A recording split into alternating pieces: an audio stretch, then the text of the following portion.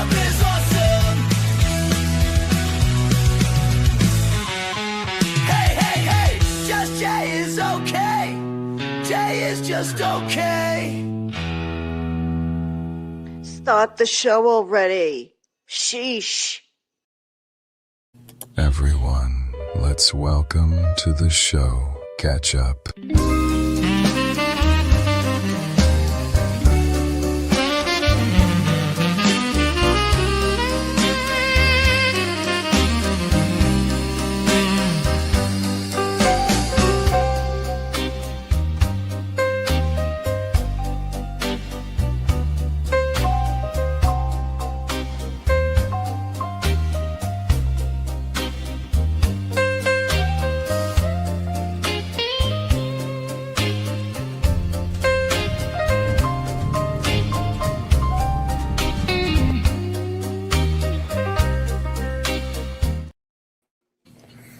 Well, hi, Ketchup. How are you today? I'm good. How are you? I am doing good. Had a nice, peaceful night at work. Of course. That's good. Morning, everybody. Good morning to all you fine folks. Hey, Colleen. Hi, Faves and James and Happy. Jack Mom, Itty Bitty, Jerry Schneider. Colleen, how are you? Happy's here. TK, Robert Tower. Hi, Bonnie. How are you? Tammy's here. Good morning to you. Diane Chase is here. Good morning. I see you guys all rolling in. Denise Melnikoff is here. Maria P. Oh, Maria P is here. Itty Bitty. Good morning to you, my friend. Good morning. And yes, we do. We are going to get through. Hey, Juliet's here and Jack's mom. We are going to get through the closing arguments, I believe, of the Wade Wilson trial. But I have something else we're going to pull up as well as we prep for one of the other trials we're going to actually go through.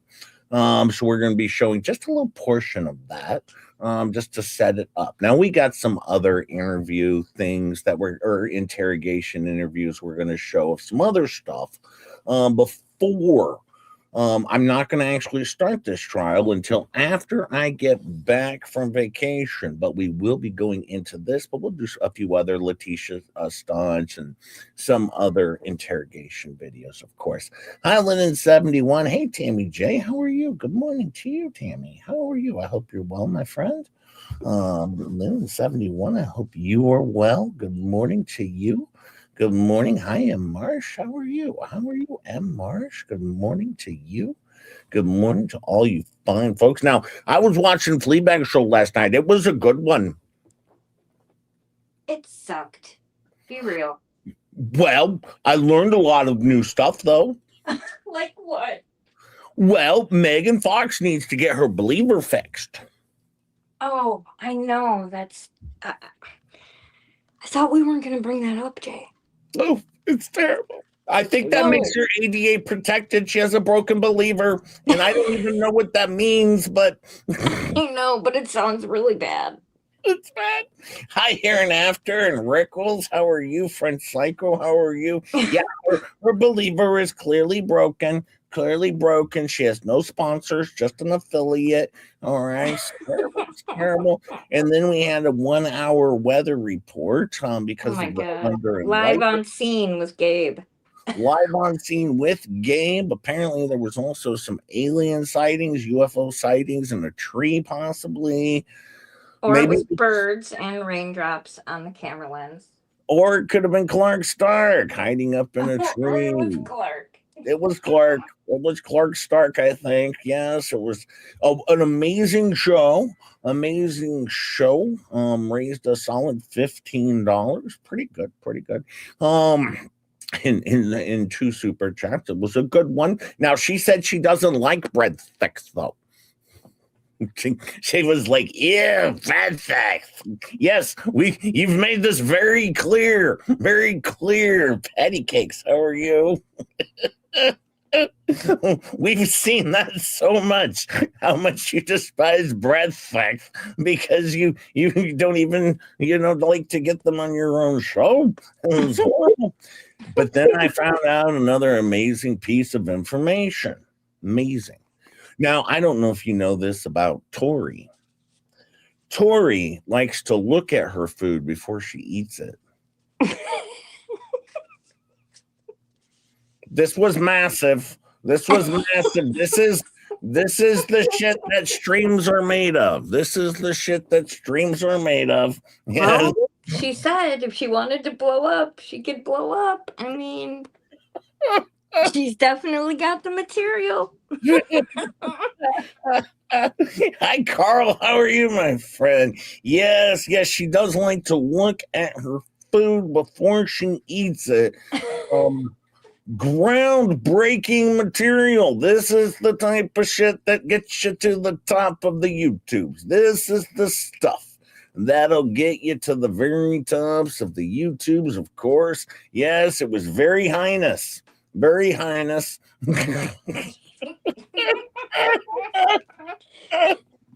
Meanwhile, she made fun of Tug as a nobody who's completely irrelevant. Tug and Megan Fox are so irrelevant. Hey, Aussie Tina's here. Hi, Aussie Tina, little Miss Muppet. Yet they're so irrelevant is Tug, as they are the deciders of who is and is not relevant, apparently. And as you all know, is I'm just an unemployed, failed comedian who's irrelevant. Yeah, you don't get to decide anyone's relevance, Jay. Yep, nope, not me. I don't get to do that.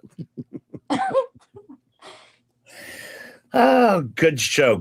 I'm glad it only went on for 2.5 hours or whatever. I mean, Jesus shit. I know, that's a shame, huh? If she keeps this up, I'm gonna take someone else from her panel. I'm about ready to take Jules. Jules has been undercover over there for a long time. I'm about ready to take Jules. You were Jules' original owner?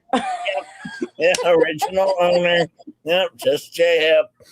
No Jules for 15 years. Yes, me and Jules have always been together, but yes, you keep it up. I planted Jules over there a long time ago, and Jules has been feeding me a lot of information. I really like Jules. She's probably the best one there. She's the only good part of the show that's left. I mean, even Squirt Dump bailed. I know, we don't even get Sleepwalking with Gabe anymore.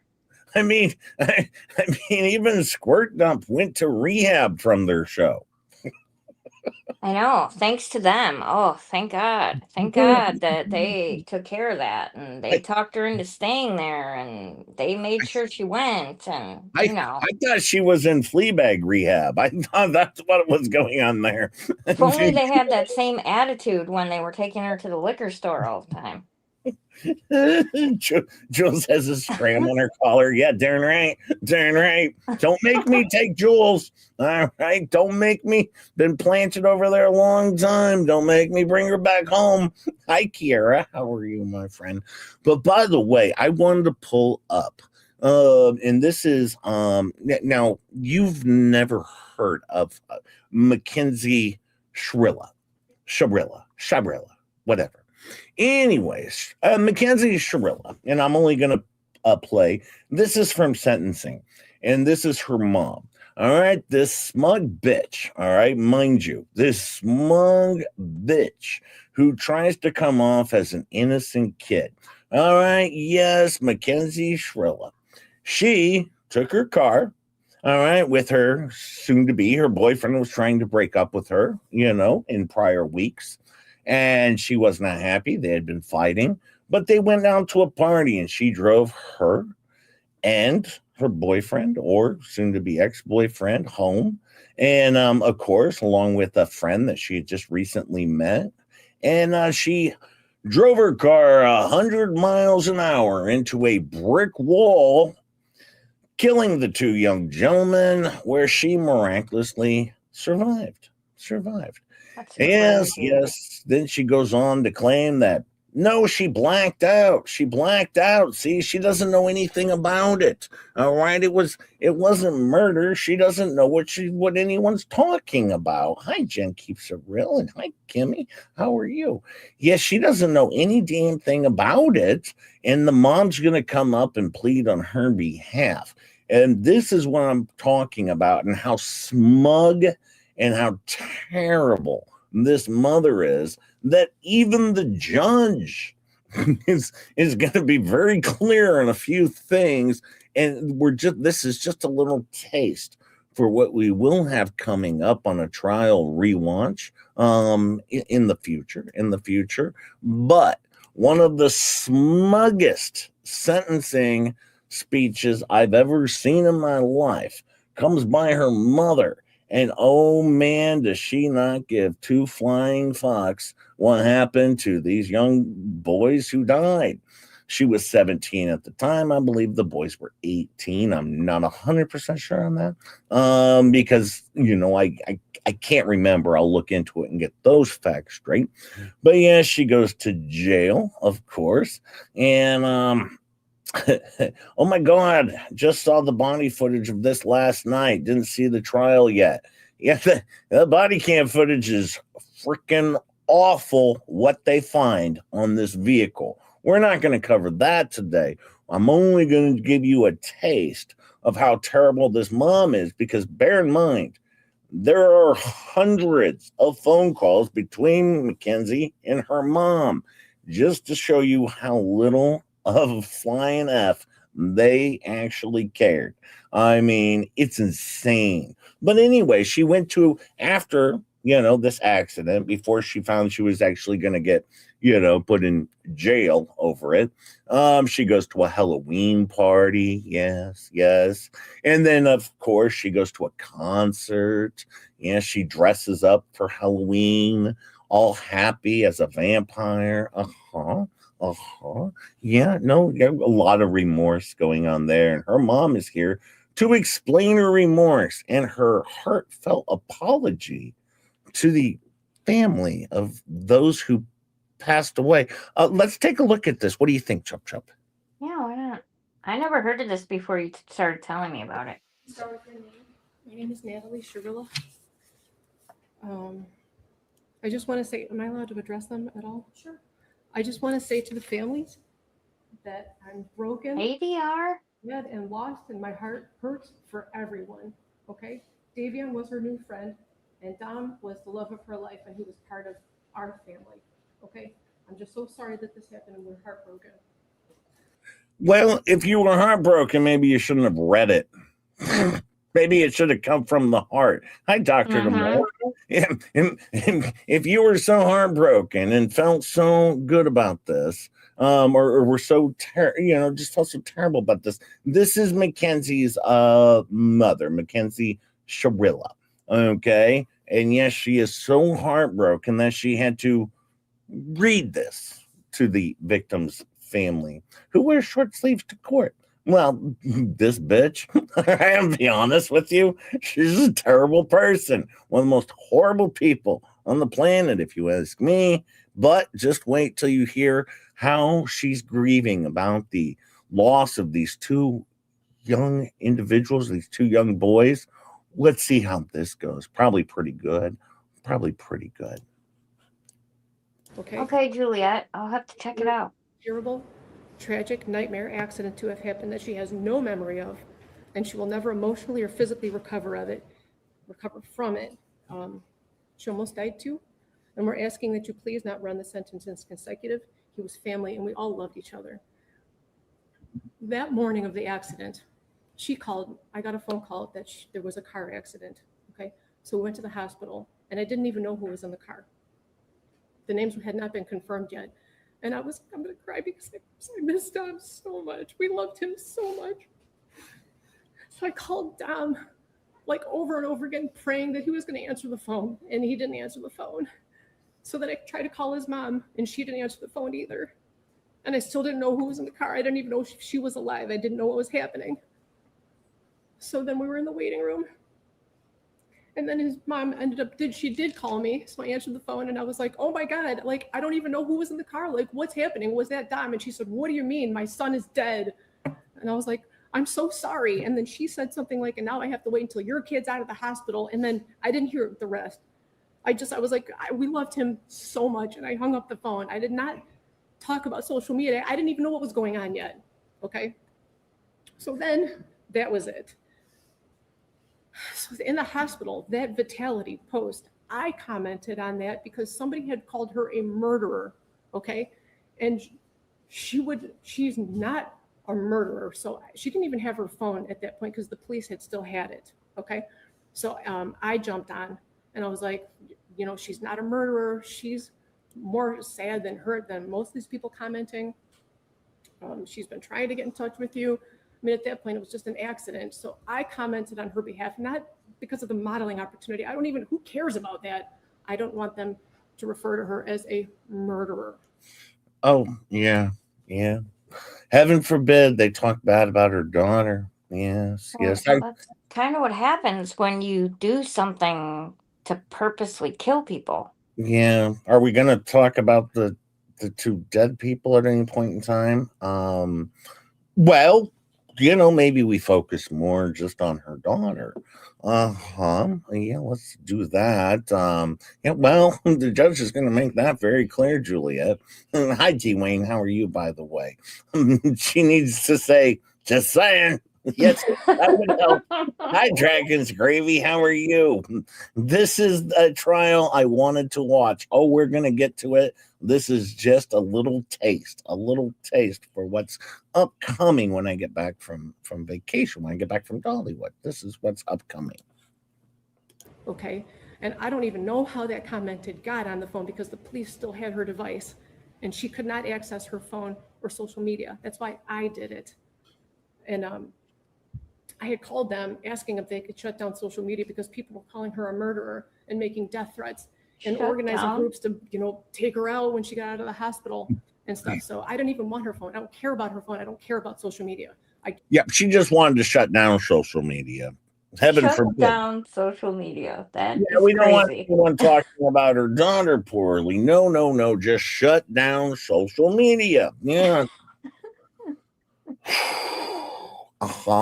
Once again, Hey, Mark Zuckerberg, can you just shut Facebook off, please? Can you close down Facebook until Hey, Elon, can you just shut down X? Thanks. until some of the heat wears off? I mean, can we do that? Don't get my daughter look bad. Hi, Kim Bryant. Hi, Tess. How are you, my friends? How are you?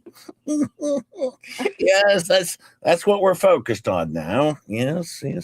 Well, we'll mention the two victims at some point. Well, hang on. Just wanted them to stop calling her a murderer so that when she did come to, and she did come out of surgery, multiple surgeries, that she wouldn't see all these people calling her a murderer because she would never, ever, ever murder the love of her life. Okay. Halloween, for 3 months after the accident, she would only wear his clothes. She would only eat the snacks he ate. She would only listen to the music he wrote. Yep, he's only eating his snacks. Now she's eating his snacks, damn it. Hi, Nemesis. How are you? That's how you roll in here. How are you, my friend? Yeah, she's eating his snacks. Hi, SMY.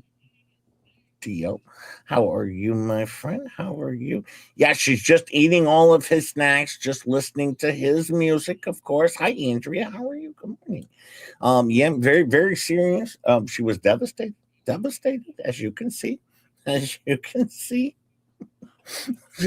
Just devastated. You can tell in her. Look at her face. You can tell because of her snacks. Yeah, look at the tears that are falling down from her eyes. Oh, it's terrible. Okay, she was laying in bed for 3 months crying. There was a shrine of him next to her with photos. I'm sure she wasn't healing though either. This flower that lights up that he got her because he wanted it to be fresh and alive forever. It's like a little Beauty and the Beast flower. Okay, she's got this shrine of him next to her.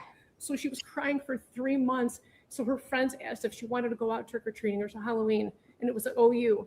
And she didn't even want to go. She said, I don't know, should I go? She couldn't even walk yet, barely. So I told her, I said, baby, please go. It's Halloween. You've been laying for 3 months crying, only listening to his music. Please go have just a moment of fun. So we told her to go. My husband drove her. I brought her back home. She just needed a second of fun from losing her whole world. So that was us. We told her to go. Does she think this is helping? It seems like we're talking all about her. her. Thank you, Jay, for covering this. I didn't know the court coverage was out there. It is, and we will get to it. This is just a taste, but please turn her off. She's angering me. Well, hang on, James. The judge is going to, set her in the right direction here in a second. But when I actually cover and rewatch this trial, I want to show you a little taste of what we're dealing with. All right. So just understand that. All right. The attorney is like, shut up, Mom. I know. Hi, Clark. How are you? Hey, Clark. Where is this at? This, I believe, happened in Wisconsin. Yeah, where did it happen? I'll have to go look. I've never heard of this. I'll pull it up and go look. I can't remember off the top of my head. I watched this a while back, but I never watched this portion, so I just wanted to share this. Just her mom's speech. And that concert she went to with Dom's cousin, Abby, they picked her up. They brought her there. Ohio. Mackenzie and Dom and Abby all decided to go to this concert together while they were in the hospital. That was for Dom. Everything she did after the accident was either in honor of him, to be close to him, or just to be by him any way that she can. She's like devastated and tragic. He was the air that she breathes. Okay. And they went with his cousin. We spent all kinds of time with him after the accident. What was the other thing? Yeah, what's the other thing? I guess you shouldn't have took his air away then. Dominic, okay, I'm asking you for a leniency because, what was the other thing?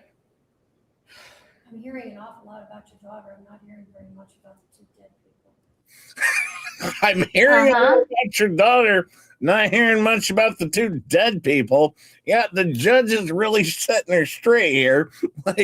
And she's like, whoa, I'm getting to that. And then, do you think she could make it worse? Oh, yeah. Sounds like it. Oh, she can make it worse. She can make it worse. All right. Worst person on planet Earth outside of her daughter, possibly.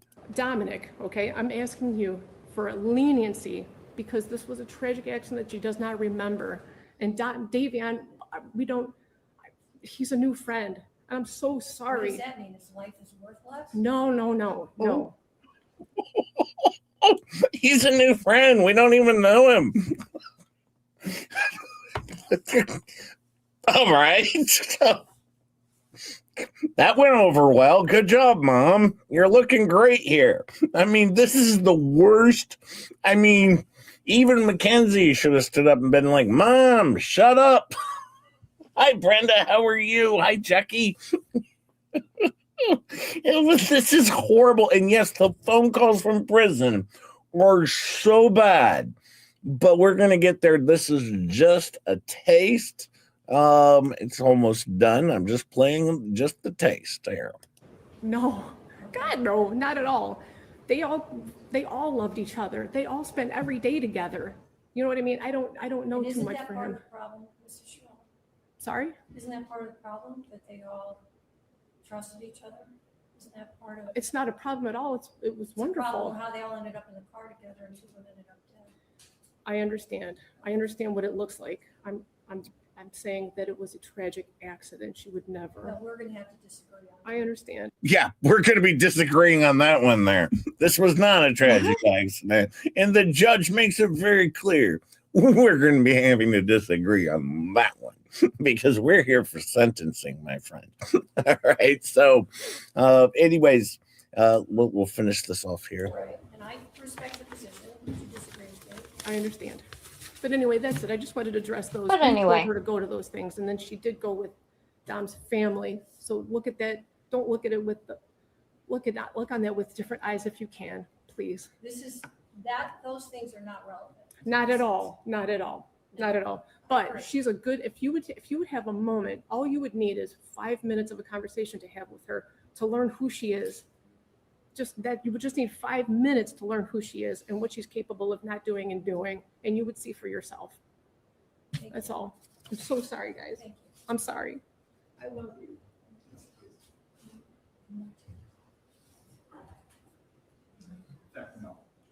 I'm so sorry, guys. I love you, though. Yes, yes. Just sorry. Doesn't Great love job, getting. Mom. Yeah, good job, Mom. Yeah. Your kid sucks, and so do you now. And you did a wonderful job at showing that you suck. Right? This Mm-hmm. woman is garbage.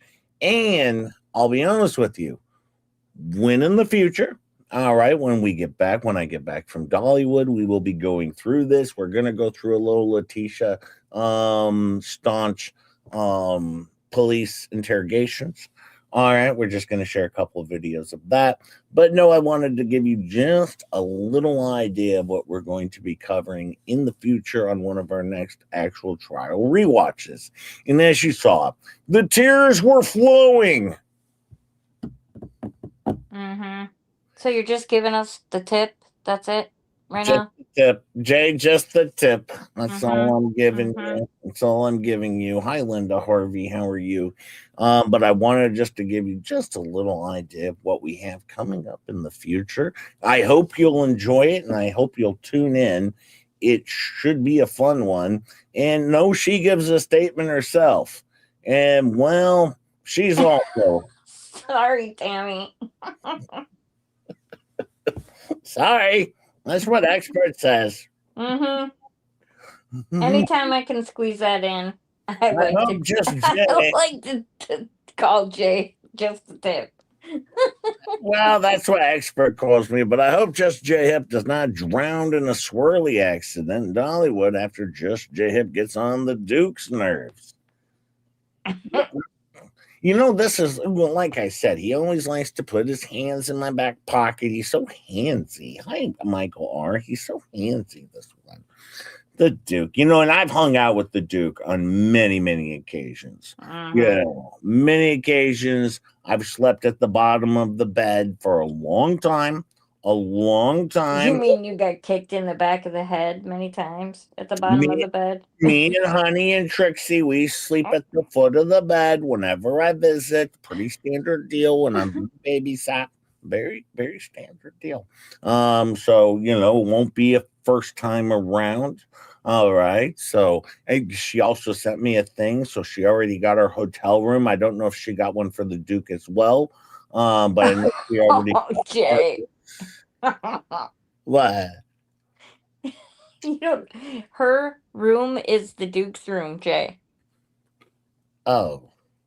Yeah, that's She how that didn't works. She didn't make it sound that way on X when she messaged me. It sounded like a whole different story. Uh-huh. I might have to double check with her. It sounded like the room situation already been handled. Hi, Johnny D. Hi, Kelly Rager the Stager. Yeah, it sounded like she had the room already, but she just didn't mention if the Duke had one yet.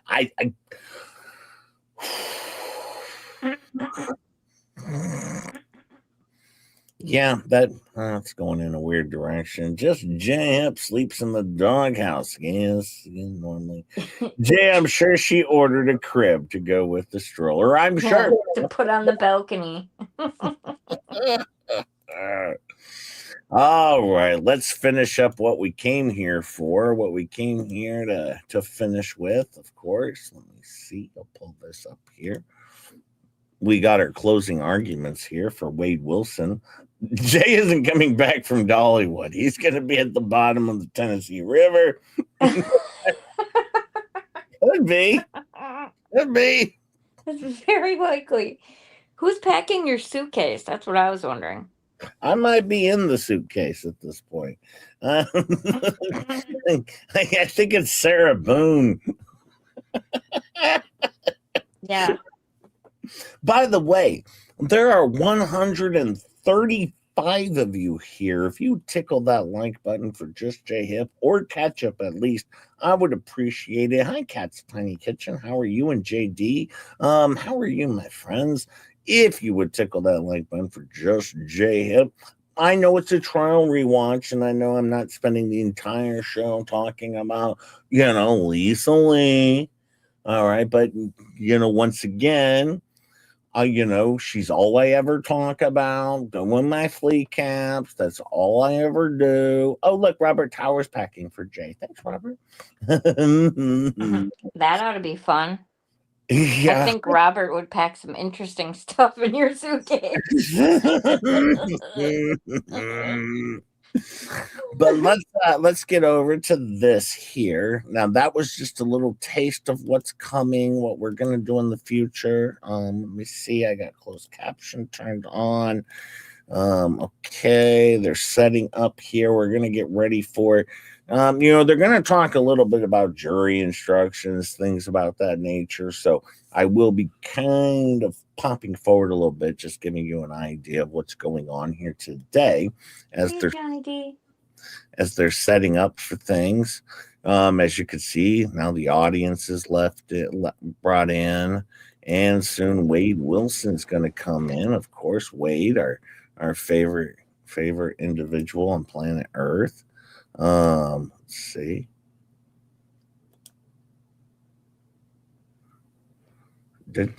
Come in, Wade. Wade, enter stage right. Playback speed. I do have to speed this up a little bit. And okay, we have that going on. All right. Wade's gonna be coming in here soon. He looks all proper and all, all cleaned up, ready to go for good sentencing, or actually closing statements. Yes, I'm sure they're going to be powerful. I'm sure his attorney is going to be like, "Yeah, well, he murdered him." Is he gonna wear his Dory outfit for sentencing, or? He might. Oh, here we go. Finally, the star of the show's arrived. It looks like they've been keeping him in a bathroom.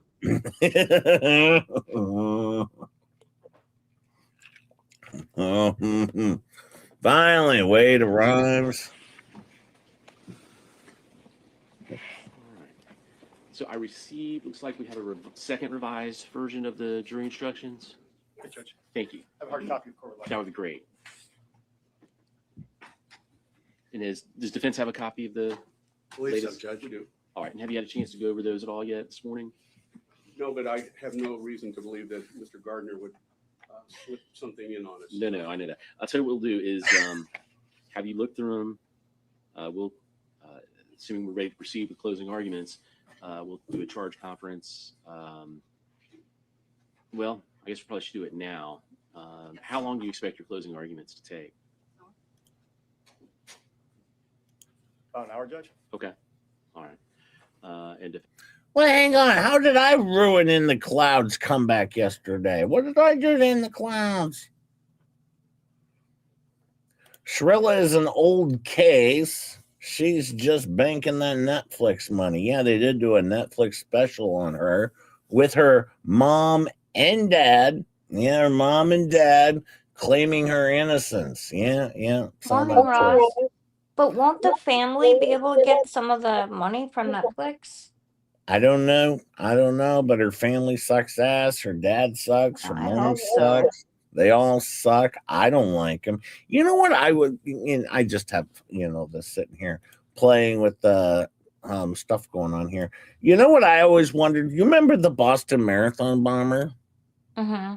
The two of them, the one that's still alive. Well, anyways, the one who died. What I always wondered is his wife clearly knew what was going on and she just walked scot-free. I never understood that. I never understood what happened with that. And I was surprised that no vigilante justice took up itself there from this dumb bitch. All right, because she clearly was complicit in what was going on. I would like to look into that a little bit more, but maybe Rosalind Duke will do it for just J-Hip. Probably not. I got to tackle the yard work before it gets hot. I'll be listening. Well, yes, Rosalind's going to be outside trimming her bush.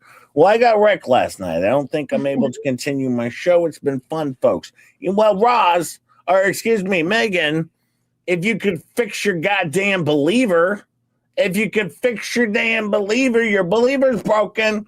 And Yeah. actually, I was pointing this out to Chup Chup earlier.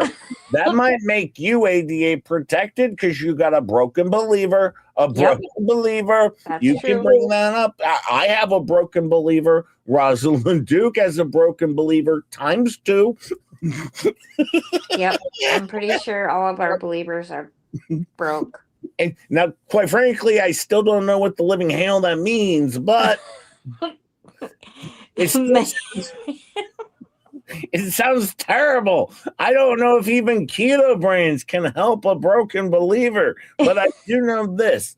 I do know this. If you don't want to be like Just J Hip, try out Keto Brains so you can be more like Ketchup. Keto Brains, a proud sponsor of Just J Hip. By the way, they also pay me $173 every time I say Keto Brains. Check out Keto Brains, proud sponsor, affiliate of Just J Hip. Yes, Keto Brains, of course. Keto Brains. Megan, I was driving in the car with Saturn when I heard her say that. And I said to Saturn, "Oh no, Megan's believer. It's broken." It reminded me of the meme of the table. You go to a neurologist for that, Megan Fox. A neurologist, actually, for a broken believer. And very, very clear. Very clear. Sounds very serious. Yeah, it might be a neck injury. I'm not 100% sure, but it could have occurred in the brain. We don't know. But yes, make sure you fix your believer. Yeah, apparently the only one was a good believer is her. Yeah, she's her and Tori and Gabe. Oh yeah, and Tori. That's right, and Tori. And as I said, keep it up, Fleabag. All right. I already got TJ over here. I got Tammy J. You want me to take Jules next? All right, keep it up. Keep it up. I'll freaking take them all. Don't make me take Gabe. I'll take Gabe too. I'll bring them all up. You're going to be sitting there by yourself in your home. It's going to be terrible right now. All right, so keep it up. I will take Jules and Gabe from you as well. I will. Yeah, I'll make Gabe a permanent co-host. All right, keep it up. Well, maybe not permanent, but definitely Jules. Definitely Jules. But I will let Gabe be high as shit on my show. Maybe Google it, Megan. Maybe the directions to get it fixed is on Google. A witch doctor. Maybe a witch doctor. I don't know. Okay. Oh, now he's talking. See, he's giving good advice to his lawyer. Like, well, I think that what we should do is talk about how good of a guy I am. I'm not going to let them go back and deliberate. In other words, hold them back when I send the jury to go deliberate, and then I'll give them further instructions. Now, look, he's giving more advice to his lawyer. This is good because Wade, he's pretty much a lawyer in and of himself because he's been through the system so much. Does he have more tattoos? Oh, yeah, he's got more tattoos because he's a cool guy. Look, war. What is it good for? Absolutely nothing. War. Oh, my God. I didn't mean to interrupt you, but I was like, he has more shit on his face. He's doing himself a lot of favors here. A lot of favors. Jay, where that frilly number Paint Chips gave you? I'm sure Gabe might be tempted. Maybe. I loaned it to Rosalind, actually. I loaned it to Rosalind. She stole my tutu. It was terrible.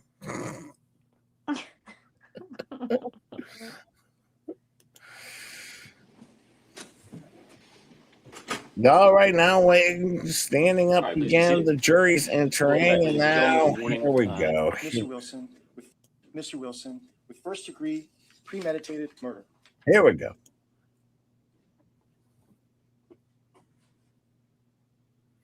Lawyer, do words. Does he have an overhead projector? We need to prove that Christine Melton is dead. There should be absolutely no doubt in your mind that Miss Christine Melton is dead. You heard from the medical examiner. You heard from Miss Christine Johnson.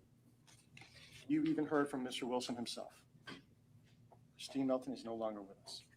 Yeah, she's dead. Second thing we need to show is that the death was caused by the criminal act of Mr. Wilson. There should be absolutely no doubt in your mind. Mr. Wilson did these things. All the evidence corroborates what Mr. Wilson has told you in the course of the past day or two. And lastly, ladies and gentlemen, there was a premeditated killing of Miss Christine Melton. And what's interesting about the premeditation instruction, it says killing with premeditation is killing after consciously deciding to do so.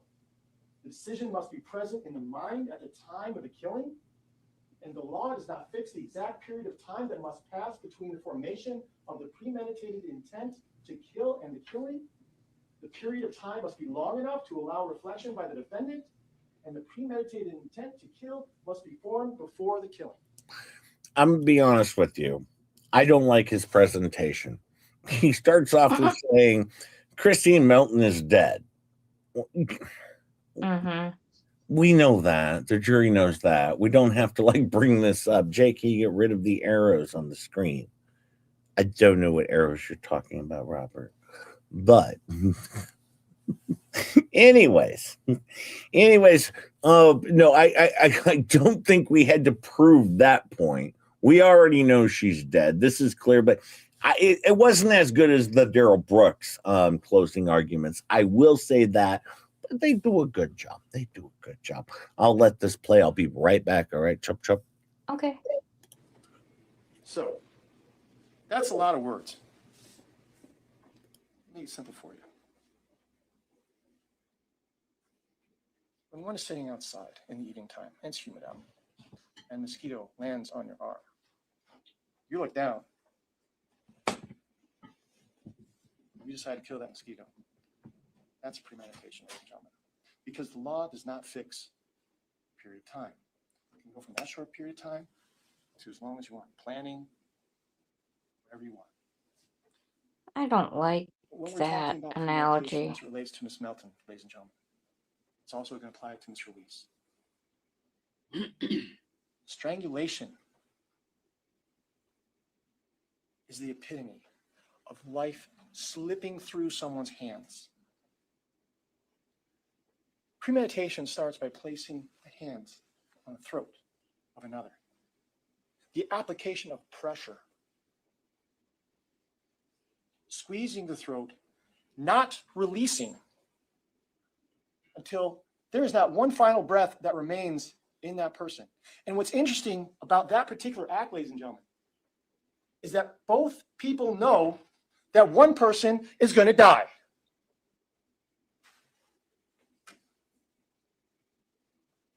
So when Mr. Wilson decided to go ahead and inflict blunt force trauma upon Miss Melton, you heard about it.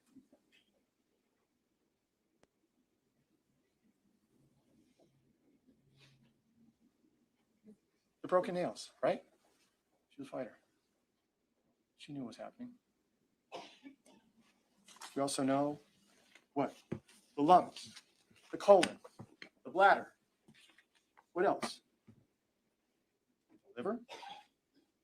You heard about the brain swelling from Dr. Coyne. She was alive when all that happened. Couldn't happen after she was strangled. And then what do we also know? We also have the compression of the neck. 2 marks. The deep hemorrhages that Dr. Hernandez talked to you about. Coyne and Dr. Hernandez told you that was all consistent with asphyxiation. It's another term for strangling someone, ladies and gentlemen. That is premeditation. That, ladies and gentlemen, is first-degree murder. Well, what do we know happened next? Well,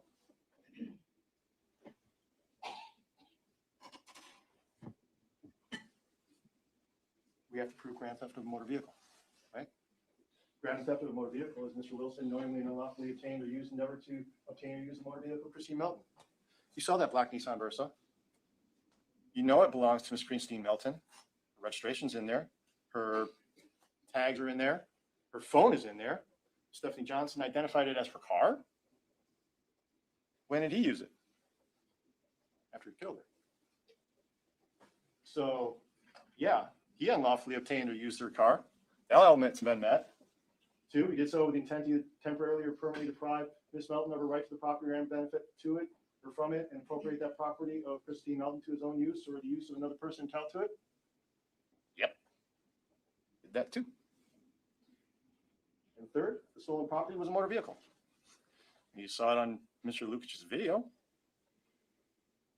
Rolled up in it. It's clearly a motor vehicle, ladies and gentlemen. I submit to you that charge has been proven as well. But where does he go to from there? Well, after he's gone ahead and killed Miss Melton and taken her car and held her face up to utilize her phone, he makes a... Now that's pretty damning. Because he says he held her face up to utilize her phone to get the facial recognition. I mean, this sick fuck. All right. By the way, yeah, he does that. All right. He does that. All right. I mean, welcome death penalty. I mean, come on, man. That's just disgusting as shit. I didn't like the mosquito analogy though. No. See, that's why I said that it really didn't hit home. He doesn't really have to because the defense is only trying to fight the death penalty. That's the only aspect they're trying to fight here. Whole series of telephone calls, right? To Miss Montanez. Hey, I need to see you. Where are you at? Calling her repeatedly. Slobodzian told her, don't bring him here. Tell him you'll meet him at your spa. Well, ladies and gentlemen, that's why we showed you the phone records. 630-962-1256. Miss Melton's phone number.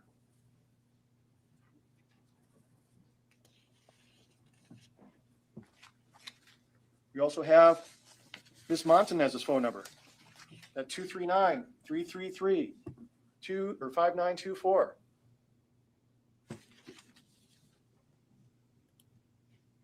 And also what comes up later is this 239-200-8319 number. The reason why these phone numbers are important, ladies and gentlemen, is because when you look at the phone records of Miss Montanez, okay, on page 1 of 6,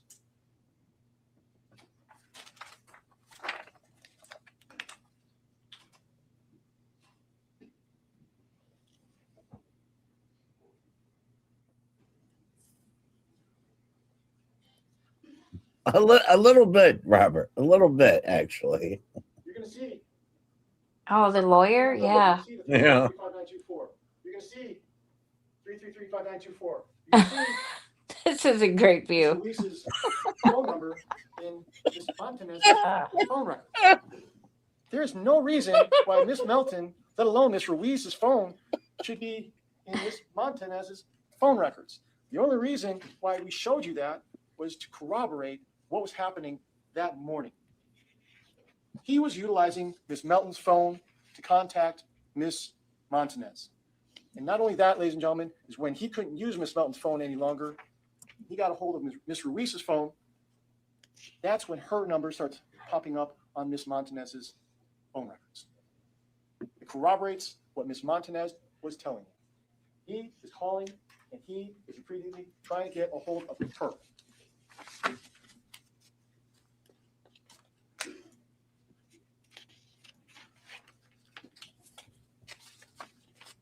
But what's interesting, ladies and gentlemen, is after he gets a hold of her, he just doesn't want to find out where she is or what she's doing. But what does he do?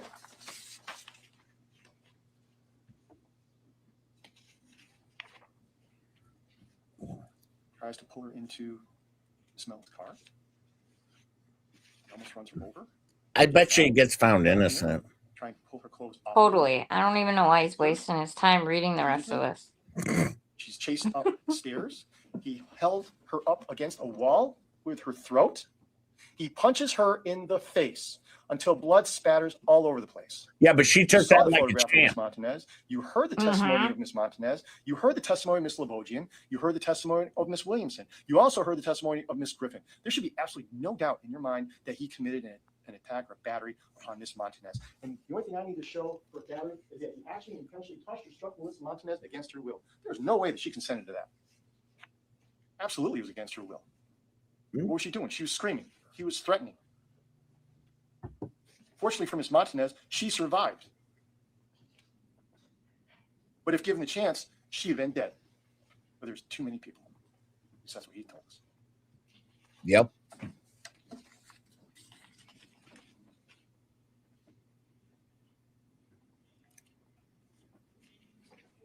That brings us to his next victim, right?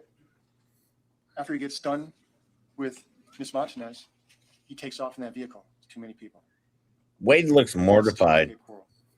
He comes across a young lady who's on her way to work, dressed in a light blue shirt, jeans, dark shoes. Lures her to the car by feigning to ask for directions. Somehow manages to get her inside the car. He breaks her nose. He breaks her thyroid and neck cartilage. He also runs her over repeatedly. Why? Because after he had choked her, he claims that she somehow was still alive because she also was a fighter, ladies and gentlemen. She had multiple rib fractures. Dr. Coyne told you there was no way left unattended that she would have been able to survive. And he ensured that that was going to happen, that she did not survive. Why? Because he's the one who placed her on that empty lot, under those shrubs, under that tree, to make sure that no one would find her. Luckily, when law enforcement was looking up in the sky and just happened to be in the area and they saw that single vulture that was circling, that's what led them to finding Miss Ruiz. And how was she identified, ladies and gentlemen? Geez. She was decomposed after only a couple days of being out there. Insect activity, animal activity, weather. Her husband had to identify, or fiance had to identify the ring. They identified her by the tattoo on the back.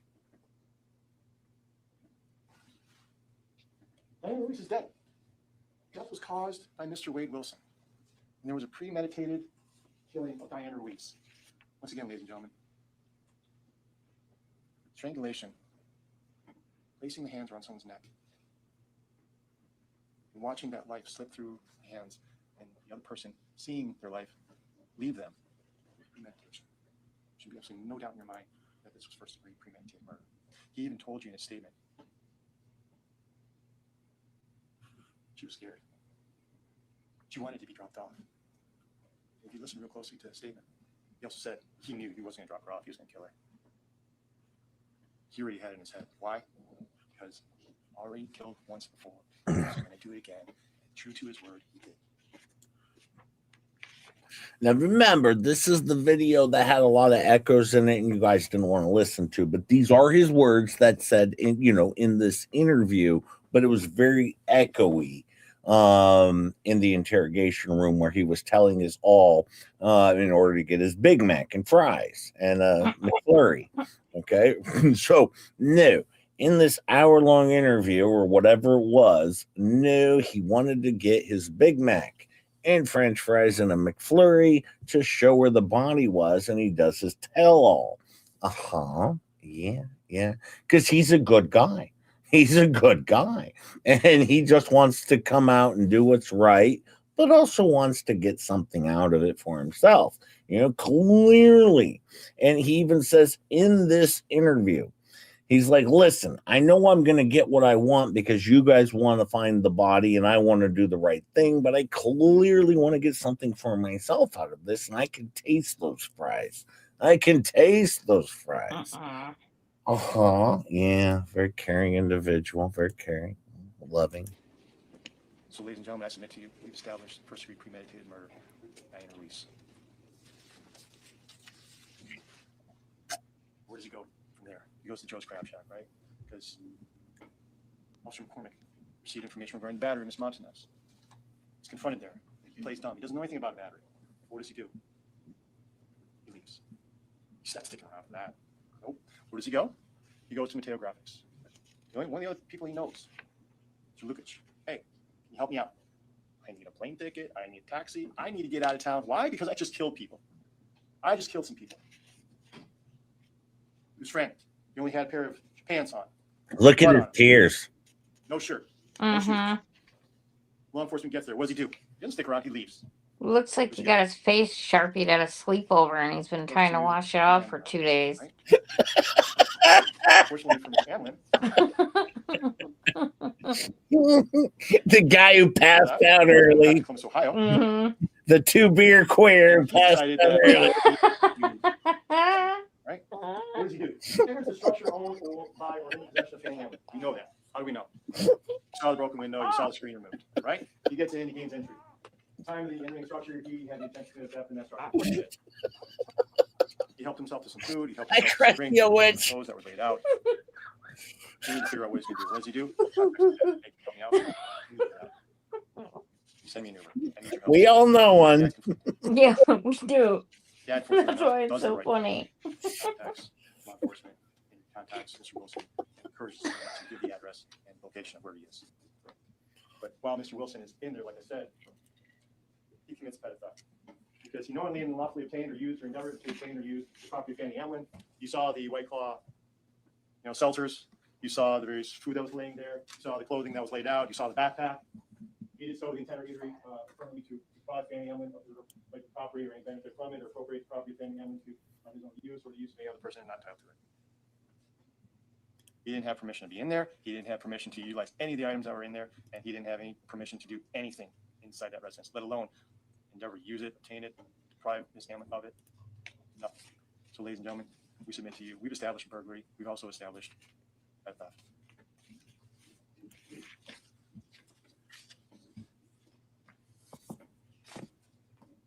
Now, ladies and gentlemen, in the past 2 days, you've seen and heard a lot.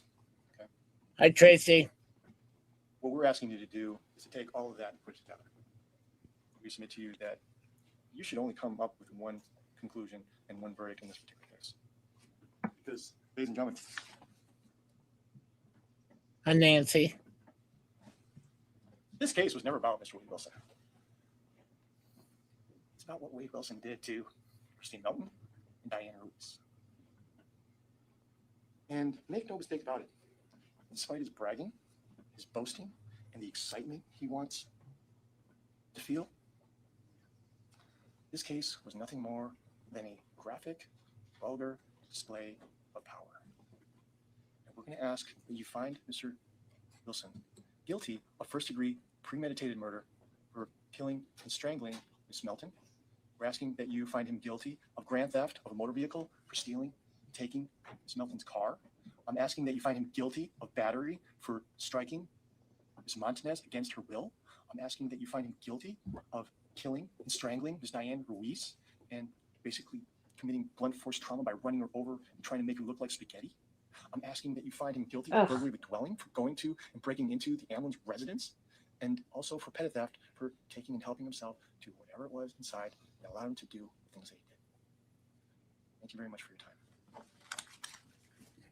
Well, the defense is going to have a powerful defense here. Very powerful closing statement here. Very powerful.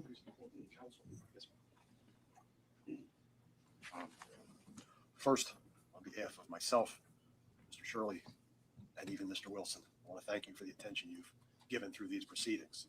I know there's been some portions that have been rather rough, so thank you. It's been rough. Hey, Spade. I want to get up here. I want to argue about premeditation. I mean, not arguing whether these ladies are dead. We're not arguing, but the premeditation. First off, let's go through the timeline. He and Jason Shepard meet Miss Melton and Amy Slobodian, I think her name was, at the Buddha. He goes, I think her name was. Maybe I was just thinking that. maybe taking a few notes for your closing argument. He met up with, like, I don't know what the lady's name was, but there was a lady. What's her face? Oh, what's her face? Met up with what's her face at the Buddha. Hi, Serena. Hi, Ice Tea. Hi, Timmy. He met up with, what's her face? And, well, anyways, trust me, this gets better. It goes uphill from here.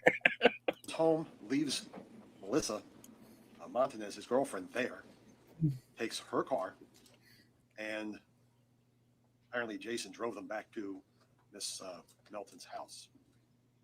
They have sex. They have consensual sex. Jason Shepard said so. And then something happened. I suspect it was the drugs.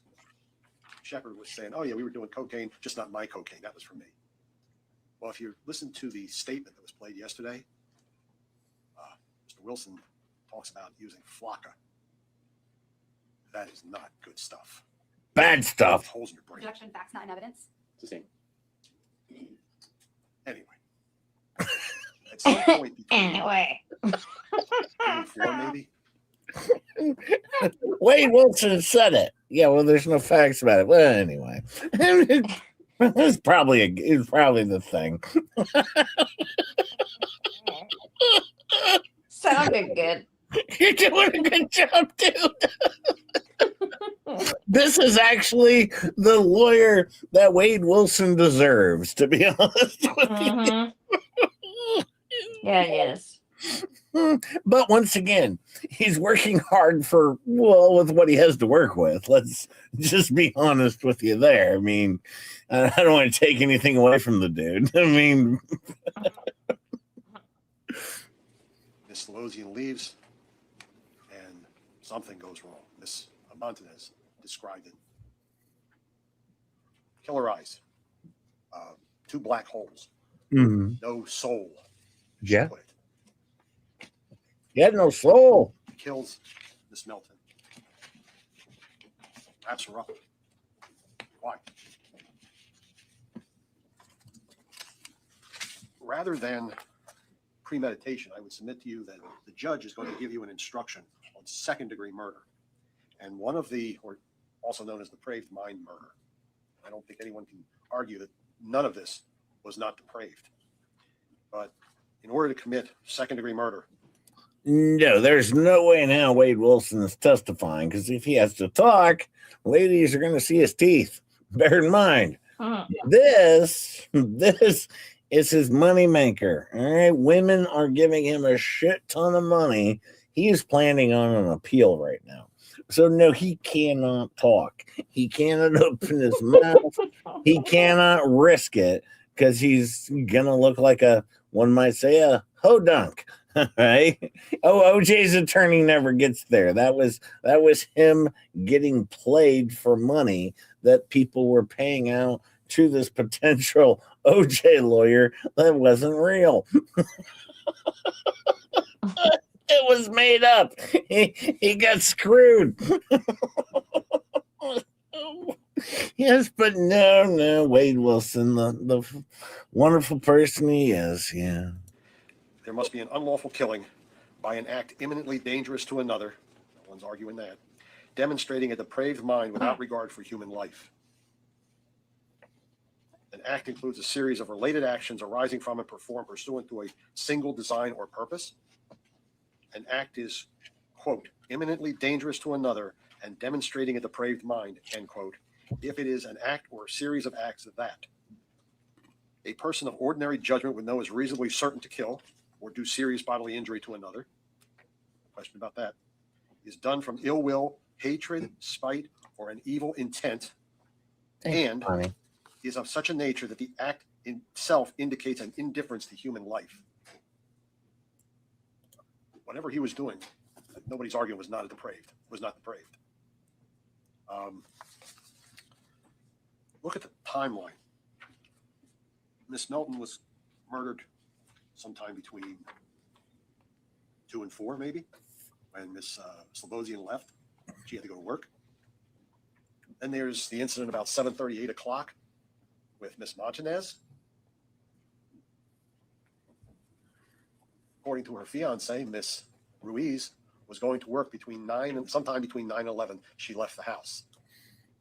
So the contact between Mr. Wilson and Miss Ruiz is on a road in broad daylight.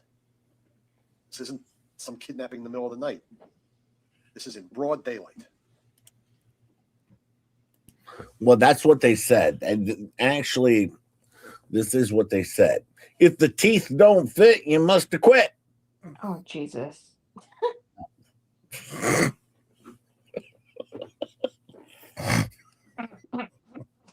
He's so remorseful. The tears are flowing. It's horrible. It's horrible what he's going through.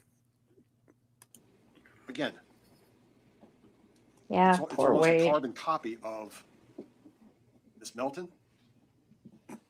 Again, running over the body 10 to 20 times. Nobody's saying that's not depraved.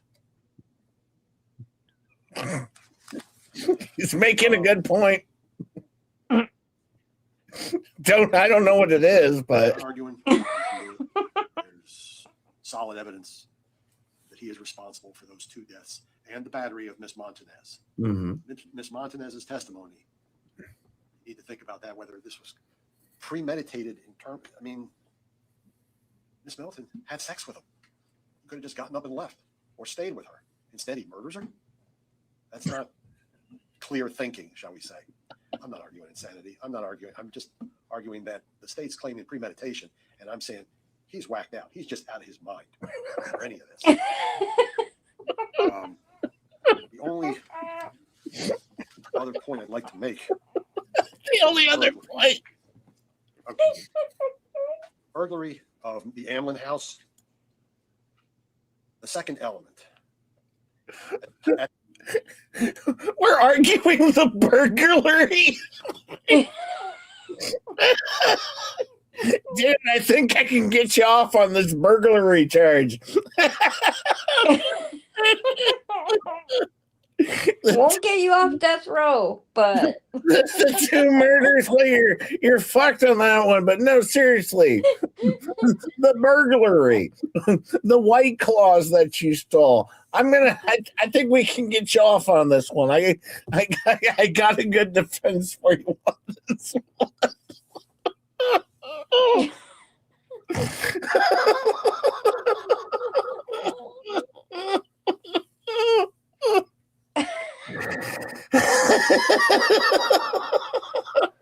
I'm sorry. This is so horrible. At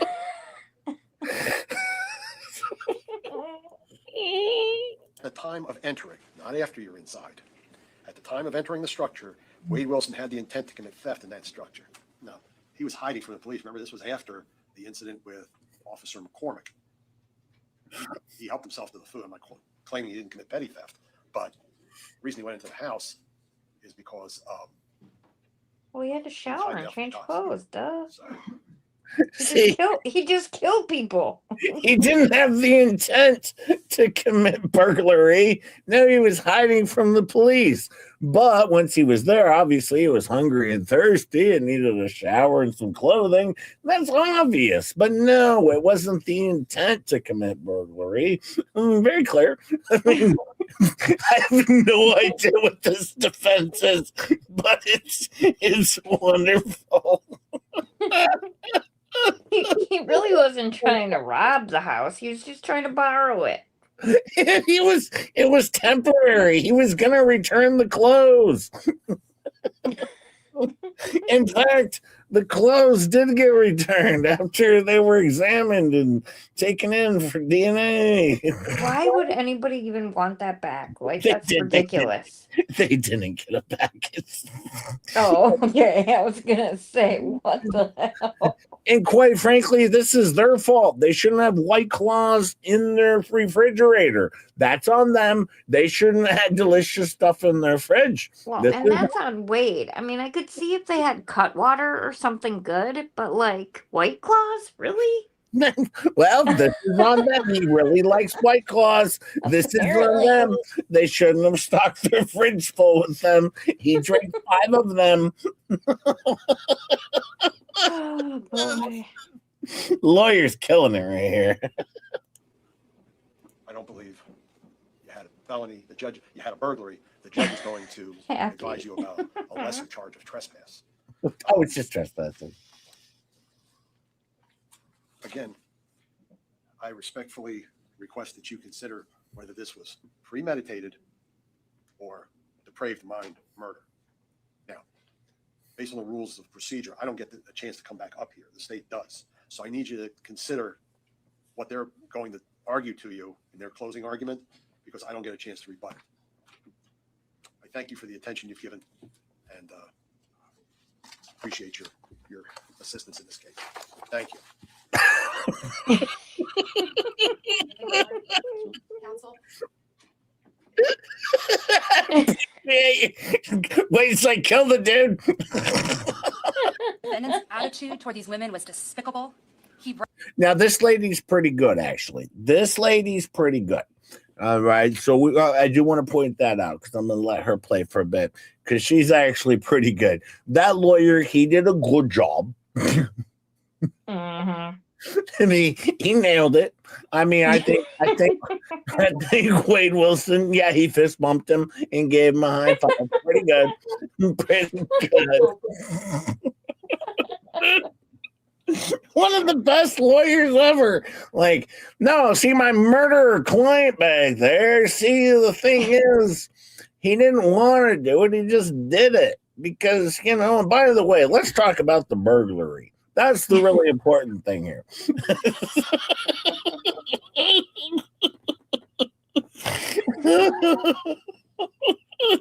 His Irene says, and bam! That's a closing. That's a closing. The jury was so stunned. They didn't know what to do with this. They're like, is he innocent? I don't know what we're supposed to do at this point. I heard this lawyer's taking on Fleabag's case for the, I don't know, copyright something. I don't know.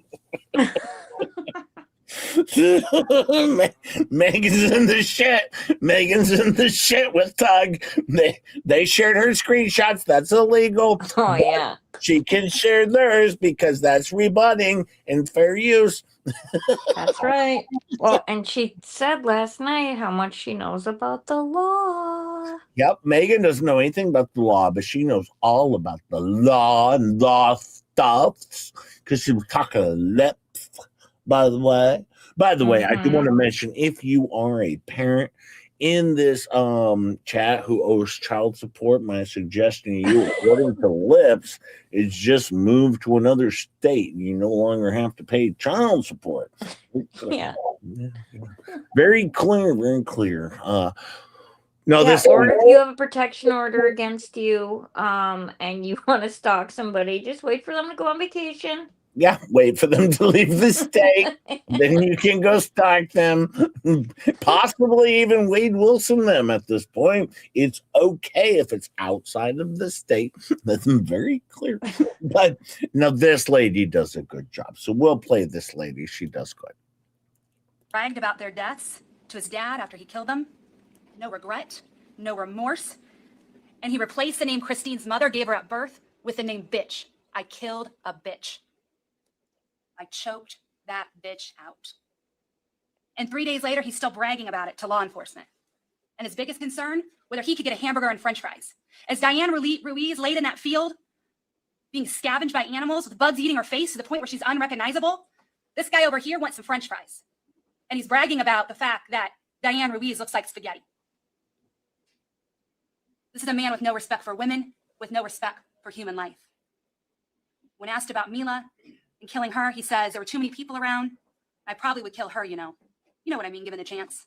Now I want to start with premeditation because what you're going to see is you're going to see a jury instruction about lesser included offenses.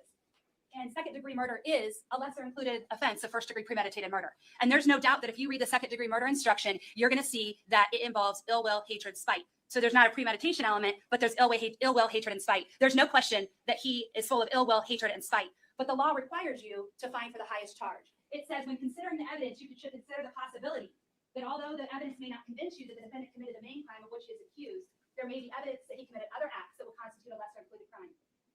Therefore, if you decide the main accusation has not been proved beyond a reasonable doubt, you will next need to decide if the defendant is guilty of any lesser-included crime. Ladies and gentlemen, you don't even need to go to second-degree murder. You don't even need to consider lesser-included crimes in this case because the state has met its burden and proven premeditated murder. And I want to start with the defendant's own words about premeditation and how we know that he took a second to think about what he did before he did it. All right, the truth is, I picked the girl up and killed her. I wasn't worried about the school, you know. Remember, this is during the day. School is in session, and it's an elementary school. Little kids being dropped off by moms and dads and buses.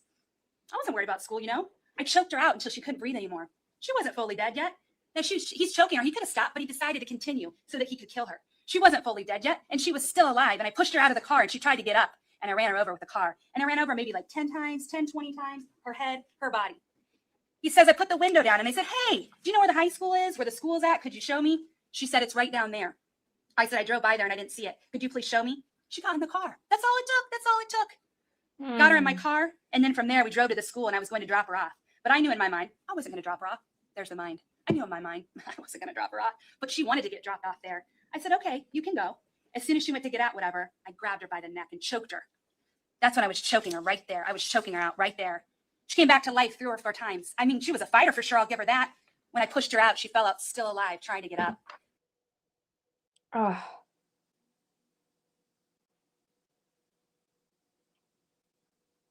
She was a fighter for sure. I'll give her that. Yeah. He said this during his McDonald's interview.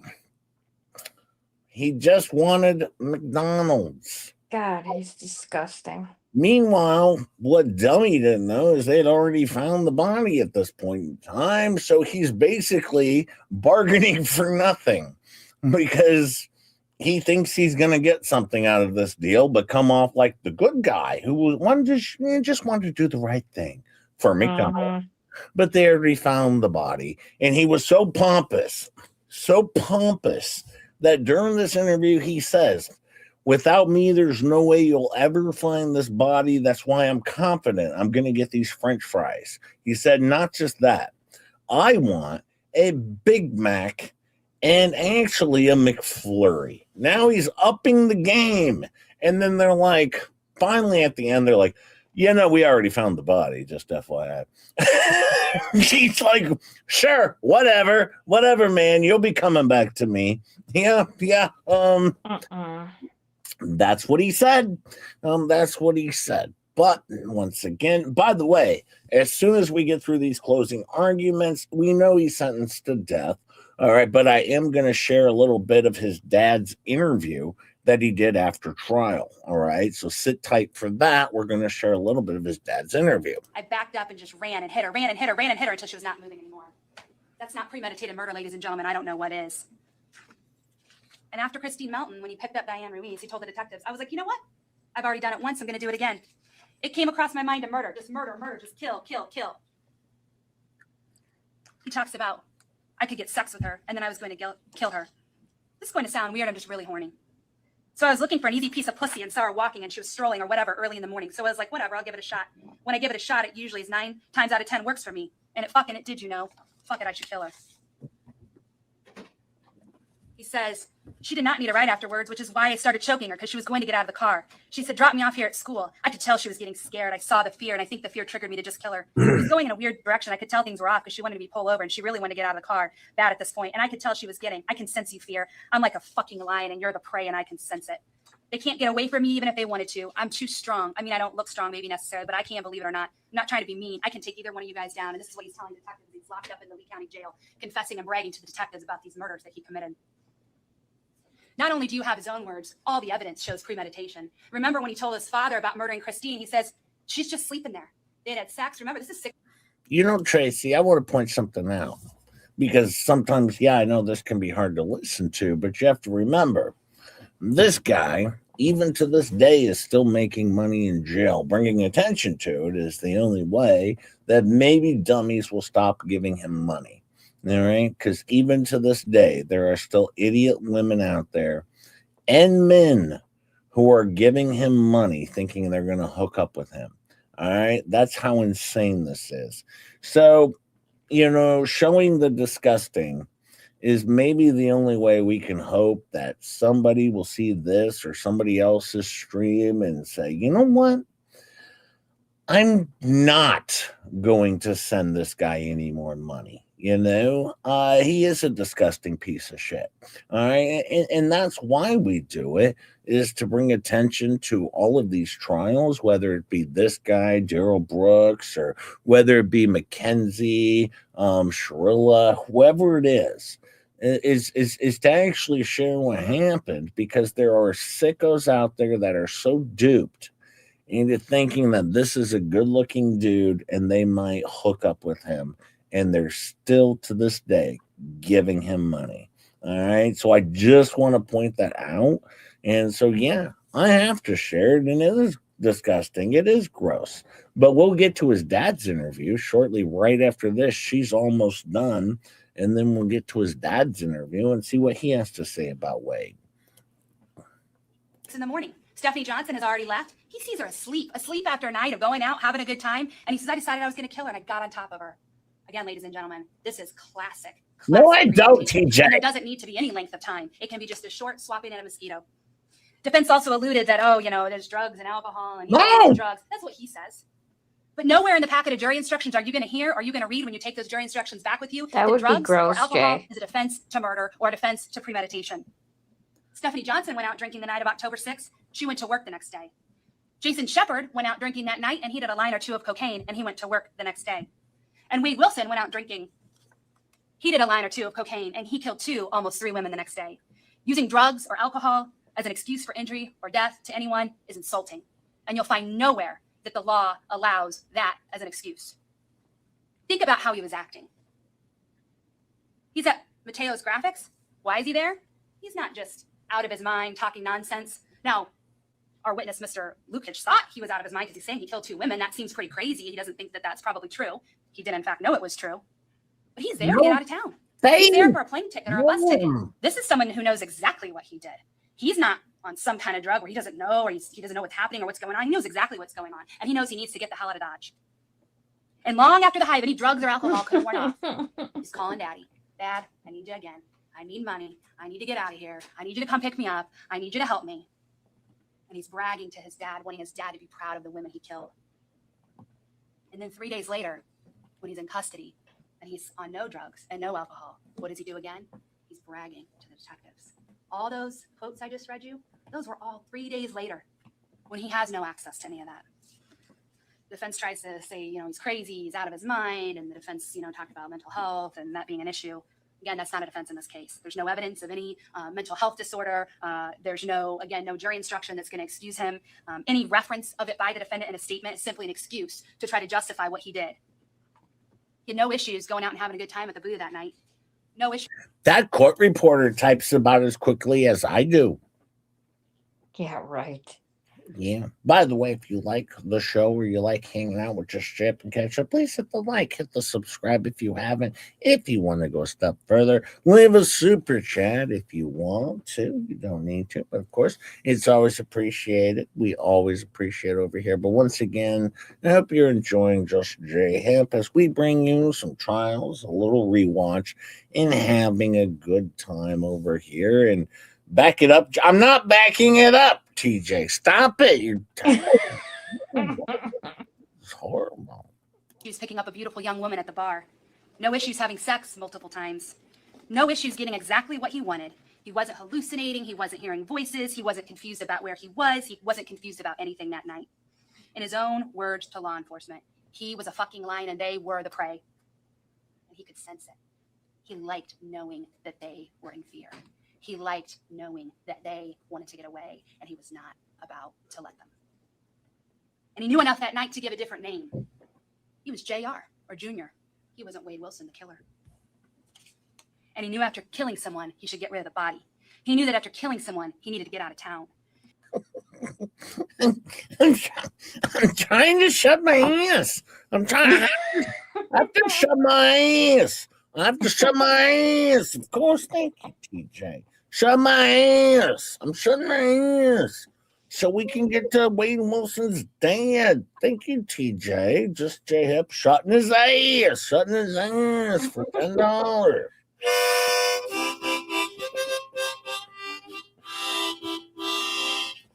Thank you, my friend. Thank you so much, and I will shut my ass.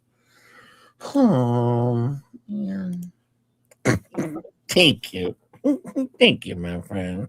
And as he watched the officers search for him, he sat in the Amlin's house, drinking White Claw, eating food, using his dad to help him escape. As humans, there's a desire to make sense of it all, to watch the news and come to some understanding of why, to have answers to suffering, and to look for some explanation, to look for a motive, to explain why people do what they do. But that's why the state doesn't have to prove a motive. If you had to sit and find a motive or an explanation or an excuse for Wade Wilson's behavior, you'd be in the jury room for years, because there's no explanation, no justification, and no motivation that could ever explain the suffering and death inflicted on Christine Melton. The suffering he caused to her best friend, Stephanie Johnson. The suffering he caused to Christine's cousin, Samantha. Or the suffering he caused to all her family and friends. There's no explanation and no justification and no motivation that could ever explain the suffering he caused to Diane Ruiz. The suffering he caused to her fiance, Scott. The suffering he caused to her son, Brandon. The suffering he caused to the rest of Diane Ruiz's family and friends. And there's no justification for the fear and the pain and the injuries he inflicted on Mila Montanez. And any explanation he may have given to law enforcement creates no justification. This defendant is guilty as charged, and we ask that you convict him of all of the crimes the state has alleged. Thank you. Nailed it. Wade. So, ladies and gentlemen, it's a little after 10. Before I read you the instructions, You should plan a vacation. Leave all your He should plan a vacation because he's gonna be out pretty soon. Pretty soon he's gonna be out. Do you think that it's a little still early in the day?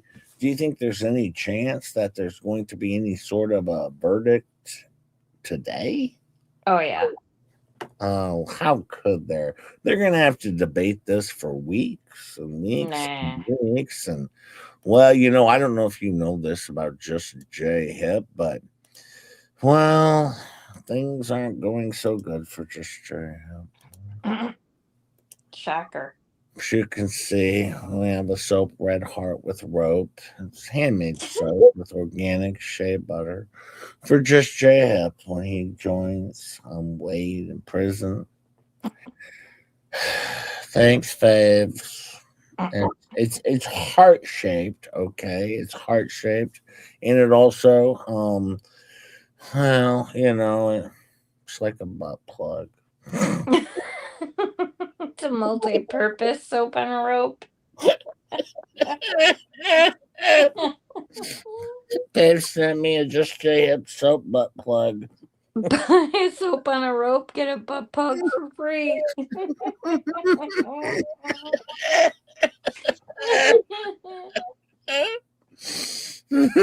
Poor Jenny gets no respect. I know. Here it says, so glad you're Agent Lavender. Thanks for keeping Pearhead in line. Yes, thank you for being here, Agent Lavender, and keeping Pearhead in line so I can I can't shut my ass. Dave's just sent me a damn butt plug. Well, I guess that does shut my ass. This is not going well for Just J Hip. Oh, thank you, here and after. Thank you for the 5. Hey.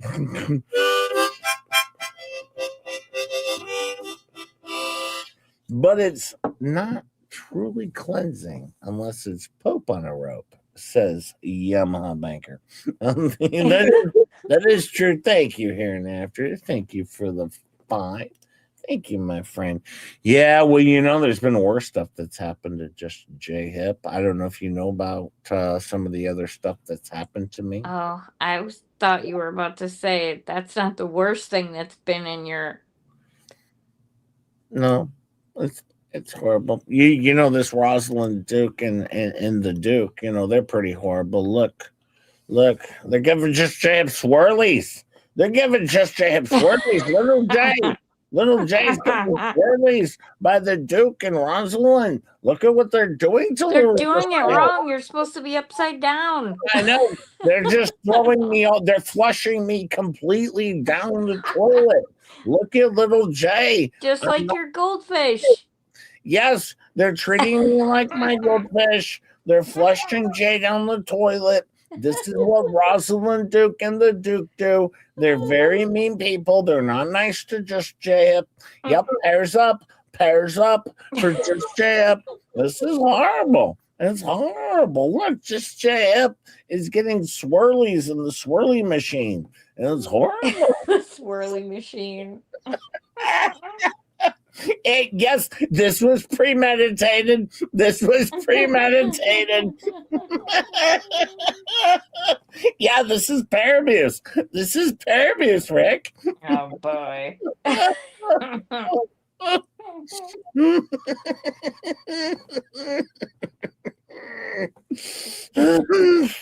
was parameditated. I'm gonna be extra cautious around Rosalind Duke and the Duke in this situation. As you can see, one is pushing me down, the other is hitting the flush button or handle thingy. It's terrible. It's terrible what they're doing to J Hip. And this isn't even a bit it, Stacy Nat. Stacy, it's not even a bit it.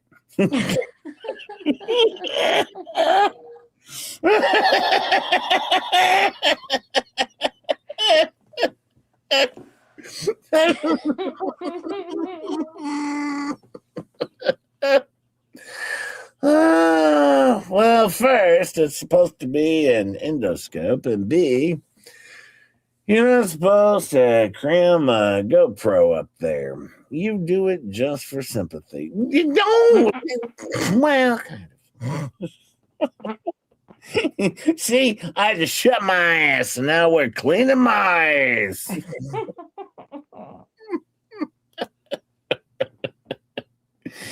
You guys are terrible what you do. Oh my, it looks like they're using you as a toilet brush. Yep, and not even in a bit. Not even in a bit. It's terrible, Stacy. It's terrible what they do to Just J Hip over here. I'm getting treated like crap. They Literally. These people used to be my friends, and they're treating me like crap in a toilet. It's horrible. Oh, by the way, I'm really sorry for holding this terrible stream. Of course, where we're not talking about anything related to what the hells or Fleabag. I'm very, very sorry.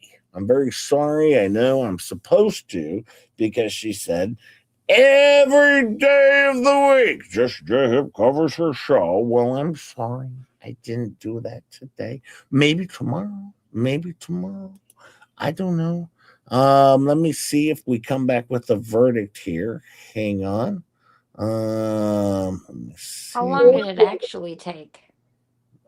Less than 2 hours. There must have been a lot of paperwork, huh? I don't believe there was a lot of paperwork. No. I don't even know if I'm going to share it. Let me see, because it takes a little while to get to. Let me see if we can even get to it, because I'd rather go over to Wade Wilson's dad's interview, which was pretty good. But let's see. I think I can get to this quickly, though. Meaning not any outbursts or anything like that. So if you feel like you can't control your emotions, it's certainly right here, but if you can't control your emotions, I would ask that you be able to wait in the hallway and then when somebody gets read, and that can be provided to you. If you're able to control your emotions, you're certainly welcome to stay in here. Remember, we're talking hour and a half later. I don't know if anything can wipe the smug look off his face, though. No. Maybe Clorox. The jurors who had to make difficult decisions. I just don't want anyone to say or do anything that would cause the jurors any undue distress or what have you, or make them feel like in any way their decisions were not being respected.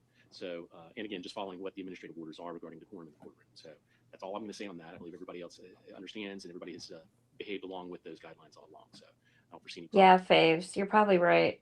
All right, let's bring the jurors in. All right, I'm pretty sure he's innocent. I feel comfortable in this. Wade Wilson, get ready to go have some Mickey D's. You're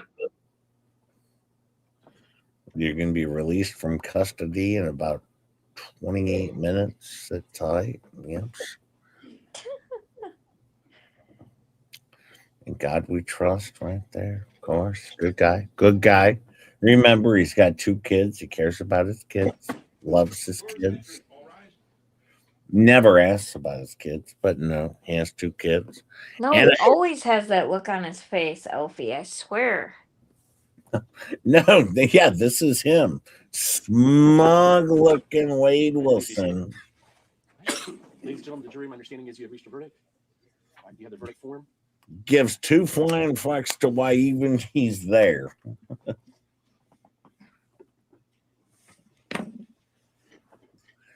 Innocent, innocent. I got my fingers crossed. Innocent. Yeah, innocent, sure you do. Innocent, innocent, innocent. Hold your breath, Wade. Hold your breath. Verdict form. I'll have the clerk publish the verdict. In the Circuit Court of the 20th Judicial Circuit, in Fort Lee County, Florida, criminal action. State of Florida versus Wade Wilson. I bet you it's a mistrial. CF 0568. Verdict. We, the jury, finds as follow as to the defendant in this case. Count 1, first-degree murder, Christine Melton. The defendant is guilty of first-degree murder. Are we going to get an eye roll or Grand theft, motor a vehicle. smirk? The defendant is guilty. No, of he didn't grand give 2 theft, flying shits. Count 3, battery. The defendant is guilty of battery. Count 4, first-degree murder, Diane Ruiz. The defendant is guilty of first-degree murder. Count 5, burglary of dwelling. The defendant is guilty of burglary of a dwelling. Count 6.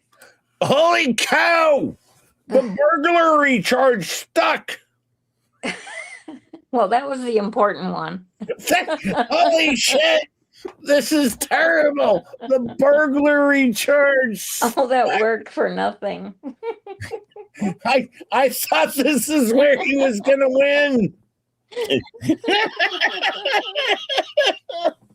Even his lawyer is going to look so disappointed. Like, dude, I thought we had that one, man.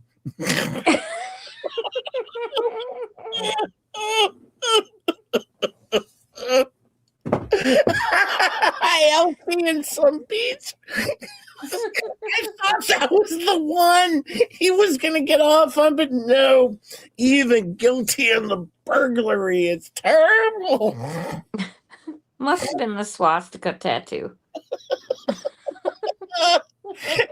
And he only had 4 White Claws rather than 5. Maybe it would have been different.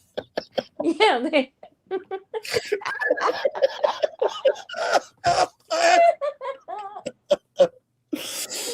Hey, Butler. This is the worst thing ever. Burglary stuck.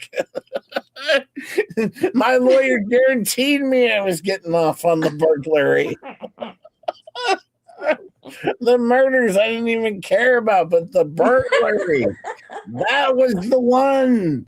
That was the clincher.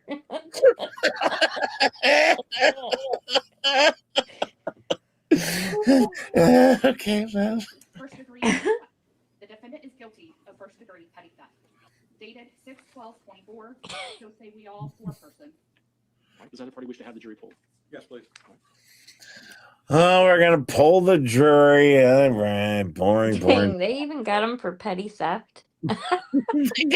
Yes, it was horrible what they did to this poor guy. The burglary, the petty theft. I mean, my God. I thought the lawyer for sure had it good on this one, but apparently not. Had to send some breadsticks so you'd have match the Fleabag supers from last night. Thank you, Bonnie. Yeah, because they only got $15 last night. So thank you, Bonnie, because now we got 25. Thank you, Bonnie. Thank you, my friend. Thank you so much. I appreciate that. Look at that. We got 3, and they got 15. We got 25. Thank you, Bonnie. Thank you, Bonnie.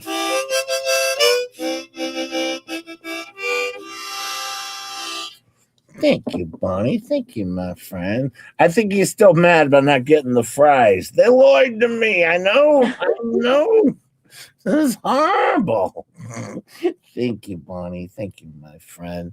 That would have been embarrassing. That would have been just embarrassing. You know, I almost pulled the Fleabag show. By the way, did you want to see a little bit of his father's interview? Yeah. I thought that would be fun to show if I can pull it up here. Why is it not? Okay, here it is. I think I got this going here. Let's see. We'll pull this up here and add that to stage. Here's his dad, and he's talking to this dude who is what's the name of his show? Well, I don't know. He seems like a guy. Hang on. I'm gonna get the name of his show. All right, he's like a big time YouTuber guy. He's like a thing. Yeah, what's the name of his stream? We should probably share it. Yeah. I was gonna do this. Lockdown 23-1. Lockdown 23-1 is the name of his show. All right, hang on. I'm gonna grab it. I found it. Okay, yeah, if we could share a link. Lockdown 23-1, you know, this guy, I mean, granted, he's only got 1 million subscribers, so I'm sure he's going to get a little pissed off when Just J Hip, my massive irrelevant channel, shares the show. I'm sure he's going to be very upset. I almost typed lick down.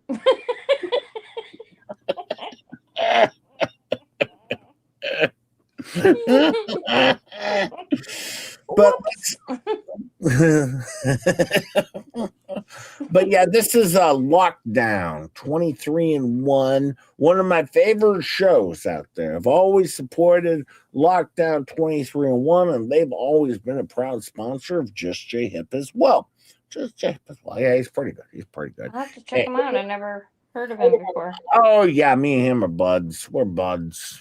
We talk on Thursdays. Uh-huh.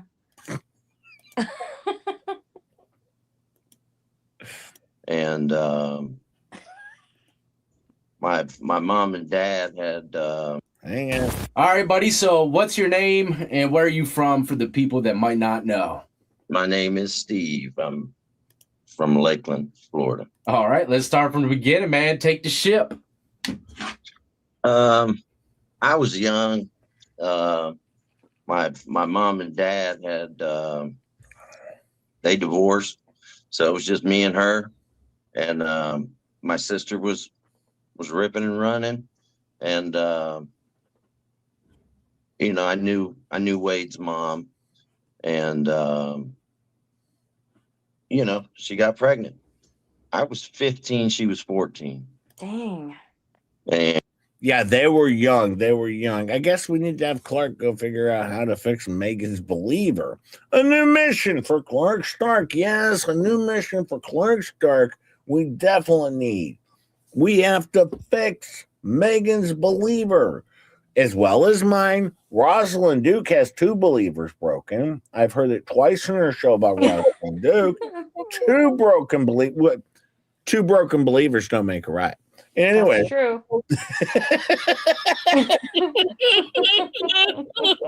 That's a fact. Rosalind has 2 broken believers. Megan has 1. I have 1. Tug yet to be determined. I don't know if how his believer is just yet. I don't know. Ketchup. I also don't know about your believer or Stars. I can only talk about the people I definitely know about. By the way, Tammy J, your believer is, let's just say, up in the air at this point in time. It's in question. Yeah. Terry Bear, I'll be honest, they've been stalking you around YouTube, and anyone who doesn't support Fleabag, you know, and Slobby made it very clear that they've been looking around other channels to see if other people are in other channels and then blocking them, of course, because they don't want other people from I thought you were supposed to go check out other channels. Wasn't that the gig? Yeah, I mean, that's what she was claiming. It was okay with her, but then Terry got Oh. spotted in people's chats and he was exiled immediately. He was talking some shit, though. He was talking smack. That's Yeah, I think he said hello. So, you know, talking the smack, talking. that was terrible. Did you oil your believer like it says in the maintenance manual? Just your hip. I did not. I did not. And that's why my believer's been broken for a long time. I even took it in. I took it into the shop and I asked them if they could oil up my believer, and they're like, "Nope, it's too late for that." I Googled, how do I fix my believer? And the only thing that comes up is stuff that's about fixing your faith and religion. So that's not what we're looking for. So I'm gonna have to go to Grok. I'm gonna have to go to Grok and ask Grok. I heard that my believer is broken from 2Ls, and how do I fix my believer? And see what they say. I'll probably share that on Monday Responde thingy.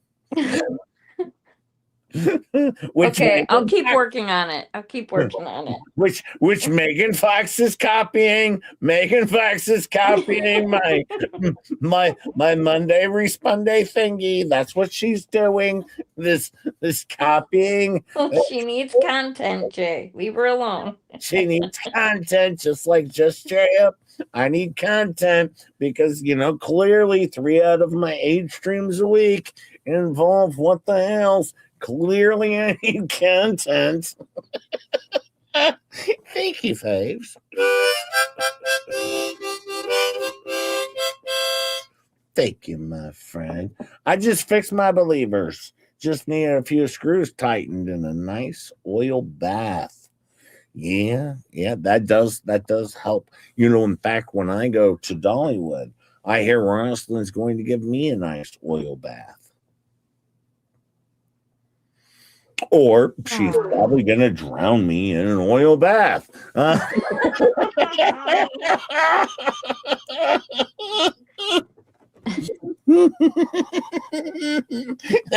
guess that's probably the most likely answer. Or the Duke is going to drown me in an oil bath. Whew. Yeah, this is going to be an interesting trip. I'm probably coming home in my suitcase. I can say that at this point in time. I feel very comfortable at this point in time that I will be traveling home inside of my own suitcase. Oh God. All right, let's play Wade Wilson's Dad a little bit. I'm gonna lift this roll for just a sec. Chop. I'll be right back. Okay. Okay, here we go. It's Wade Wilson's Dad. And, we tried. My mom, she had lung cancer, and she was excited to be a grandma, and she died a month before he was born. So, I mean, what'd you do after that? That's pretty much the only person that you're leaning on at the time, right? Yeah, I had an older cousin who just graduated college, and she gave power of attorney to him before she died, and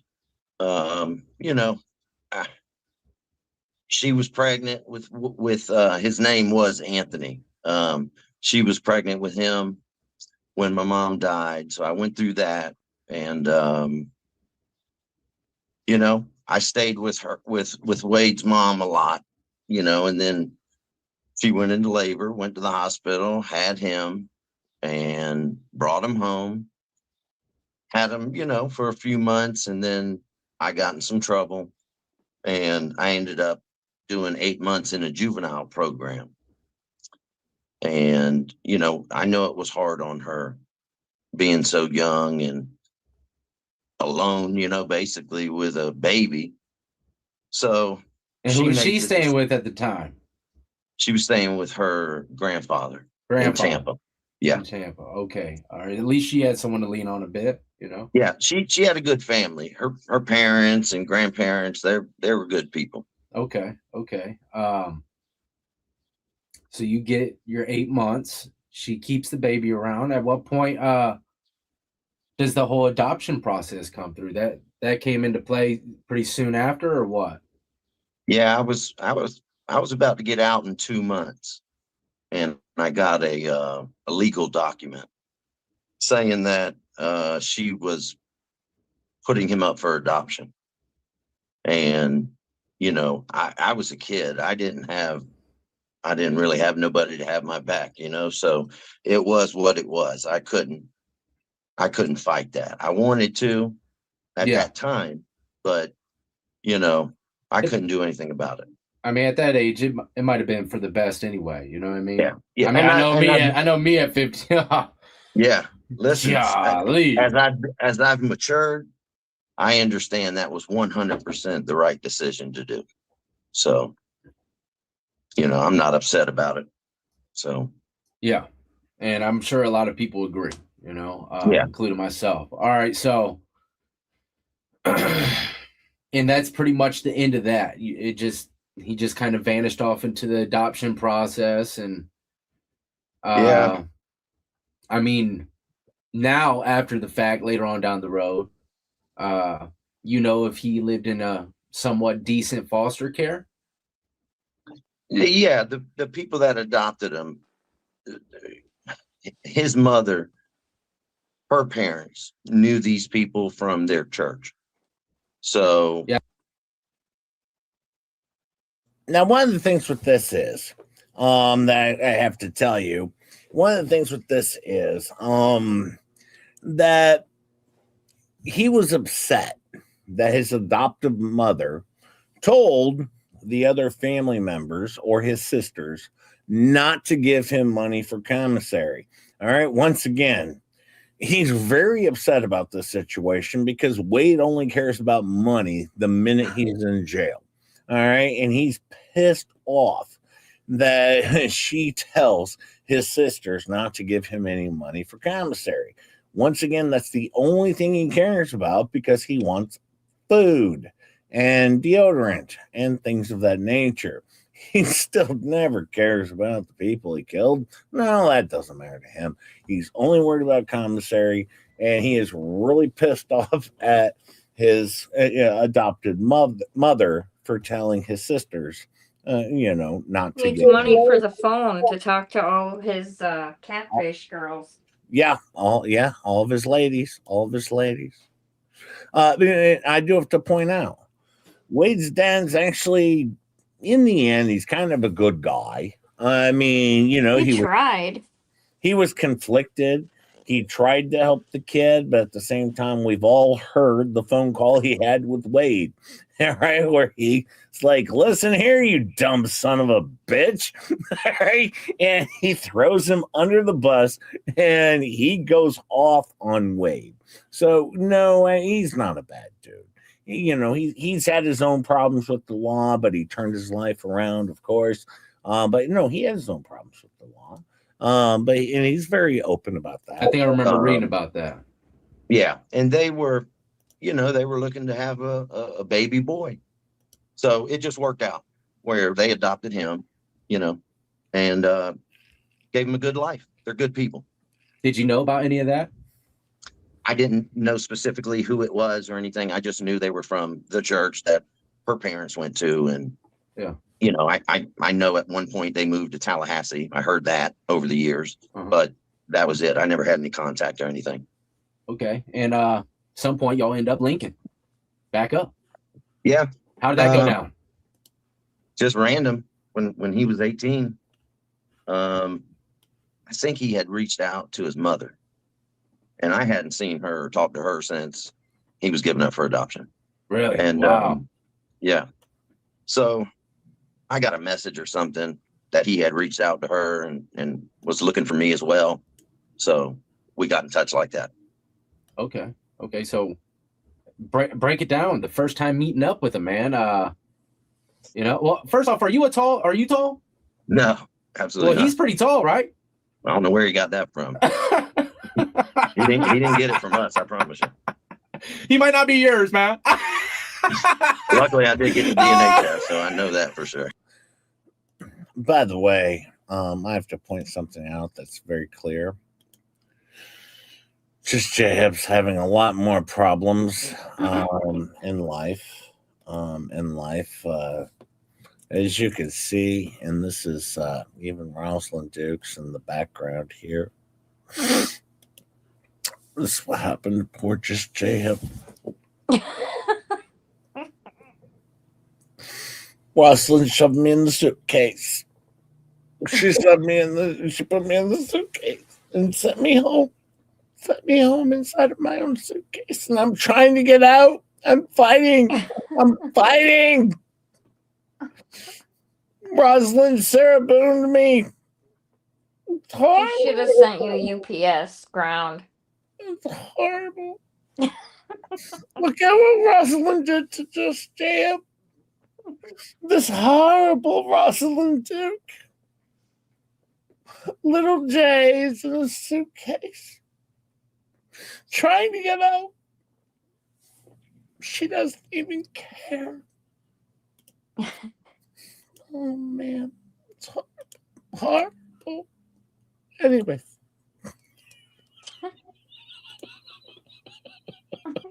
A concerned passenger helped open the suitcase. Nobody claimed me. I was just going around and around on the. Imagine a suitcase on the baggage claim, just like wiggling and flopping around. Nobody claimed me. They're like, screw you.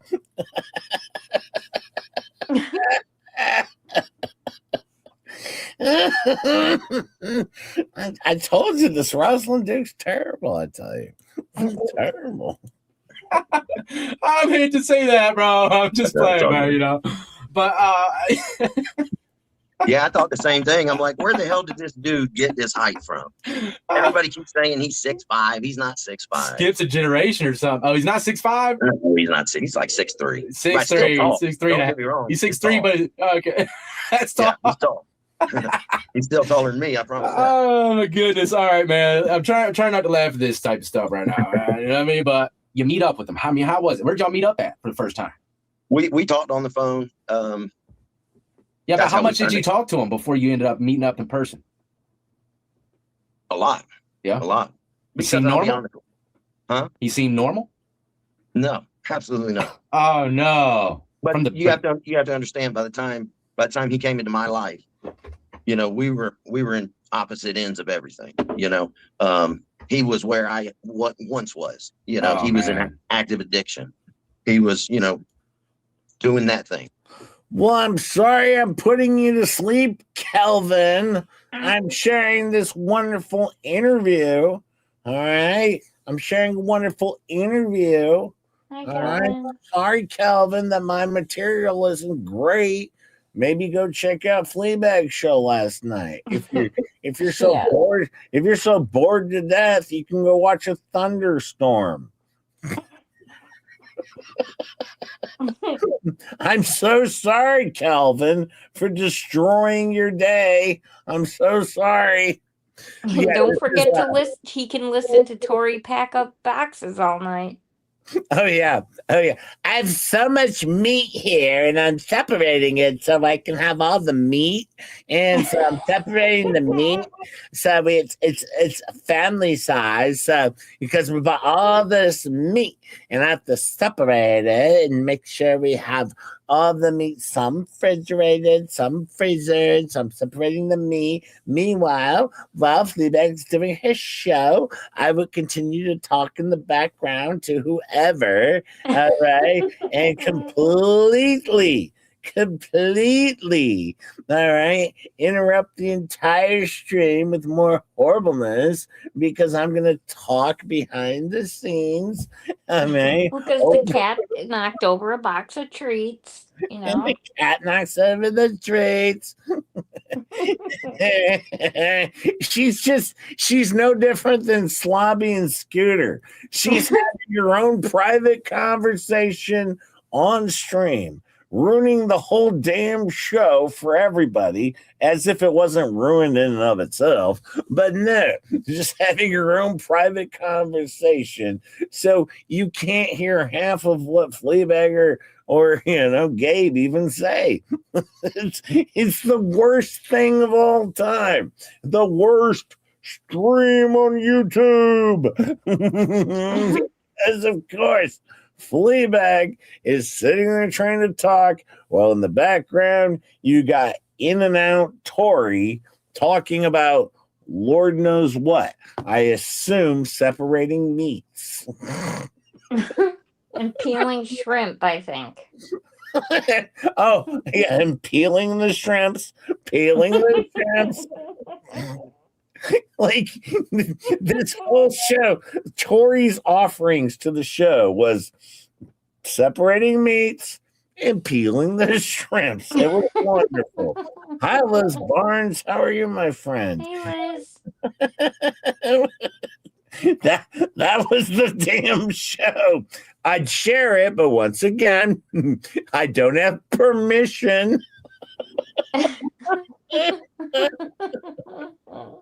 This freaking moron. All right, back to Wade Wilson's dad. I like him. Just everywhere. I mean, did he tell you this when he first? Did he tell you straight up? Hey, I'm addicted to this, that, and the third. Okay, he just straight up told you, huh? Yeah. Well, we talked, and I knew, I could tell, and I told him about my past, and he told me where he was at that time, and it really, I felt like I needed to make up lost time. Yeah. So, anything he wanted, I was sending him money, getting him hotel rooms, sending him Ubers, anything he needed, Yeah. And he was, in and out of jail. He ended up going to prison, and he did about a year, and that's where he lost his teeth at. Yeah. How'd that happen? He just got dumped on. He doesn't do good with men. Yeah. He. Yeah, basically his dad's saying, yeah, my son's a pussy when it comes to men. Right? Well, he's a dickhead too. He's a big mouth, Yeah, so some dude punched his teeth out. Very clear. He's like, no, around men. No, he runs his mouth and then he gets beat up because he's a goddamn pussy. All right, very clear. I'll get to work on that immediately. Thank you, Clark. But yeah, no, he's clearly a pussy. All right, when it comes to men. All right, but maybe things will improve. We'll see. But once again, his dad's making things very clear on how he feels about Wade. And this is what I do like about his dad is he does make this clear. But we'll continue. He's not built like that. He's a coward when it comes to men. Yeah. That's the truth. When he was in prison, he was checking in multiple times, owing people money, just doing that stupid stuff. So his anger's always been towards women. He doesn't try men like that. Well, was there any time where you felt like that you seen him get violent with women before any of this other stuff took place? Oh yeah. Yeah. What would end up happening is, he would get with a girl and they'd hang out, rip and run for a while. And then something would happen, and she'd end up calling me. He choked me. Ketchup, can you answer what's a rip and run? Ripping and running is like, just never sitting still. Okay, because he keeps saying ripping and running. And, I do know one thing, when Rosalind Duke, she ripped and run me one time. And oh, yeah. I just know it wasn't comfortable. It was the first time I ever been rip runned. Well, it's not usually something you do to another person, so that's odd. Yeah, she rip ranned me. How did that feel? It hurt. It hurt. It hurt. It tingled at first, but later on, it was a little bit more. It burned later on, after she was rip running me. So okay. So now I know what rip running is. Okay, that makes sense. Okay, thank you for clarifying that once again. Anytime. over here we got the inside information. Better than some of the other things you've asked me to explain. Exactly. Off stream. I know a lot of other channels may not cover it as in depth as we do over here, but we give legal analysis, of course.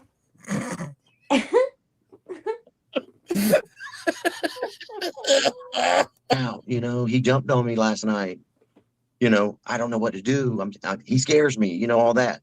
And when he would be high, that's when he gets so paranoid, and he just loses it. He becomes a different. How alcohol makes some people courageous. When he would do meth, that's what would happen. But it was always with women. He's never had a problem. I don't with think women, getting women. So that's who he would always take everything out on, is women. Did he have any kind of relationship with his mom after the whole adoption thing? A couple times, I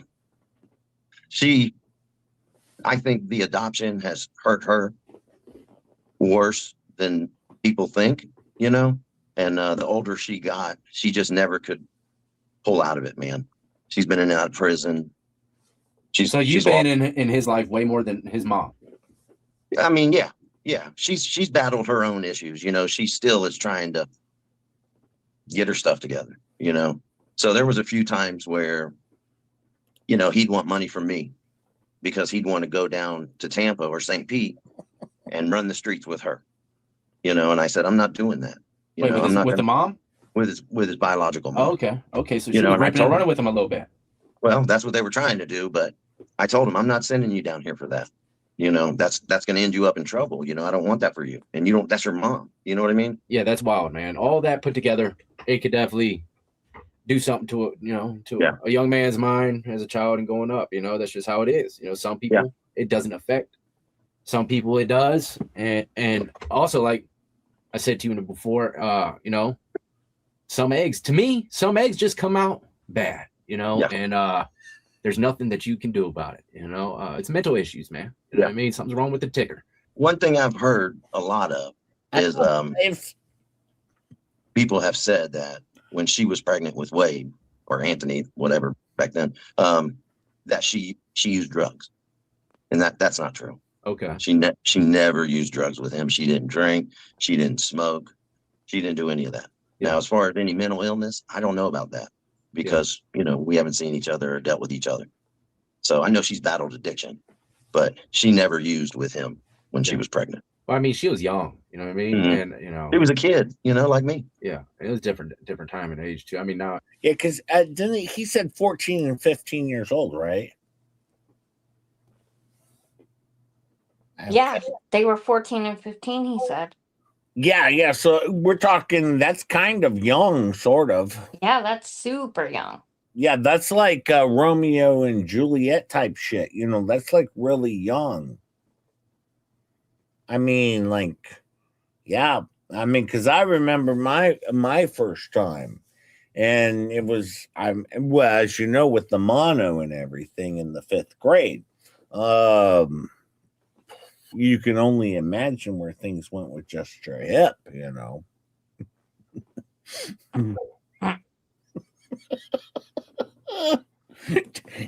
Tammy J knows all about it. All right, I'm just gonna say, well, I mean, young people can be addicted, but the majority ain't getting into that super hard stuff till a little older. You know what I mean? But anyways, speaking of which, since you clarified about something, is there any other type of things that you might want to, kind of clarify that you might have been hearing that might be some misconfusion?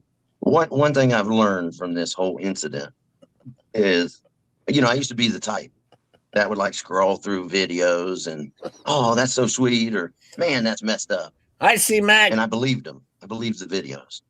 One thing I have learned from this, man, I don't believe nothing because I see so many videos of whoever posting these videos like they have facts about something and they don't even know the half of it, and it really pisses me off because I'll tell you one thing that pisses me off.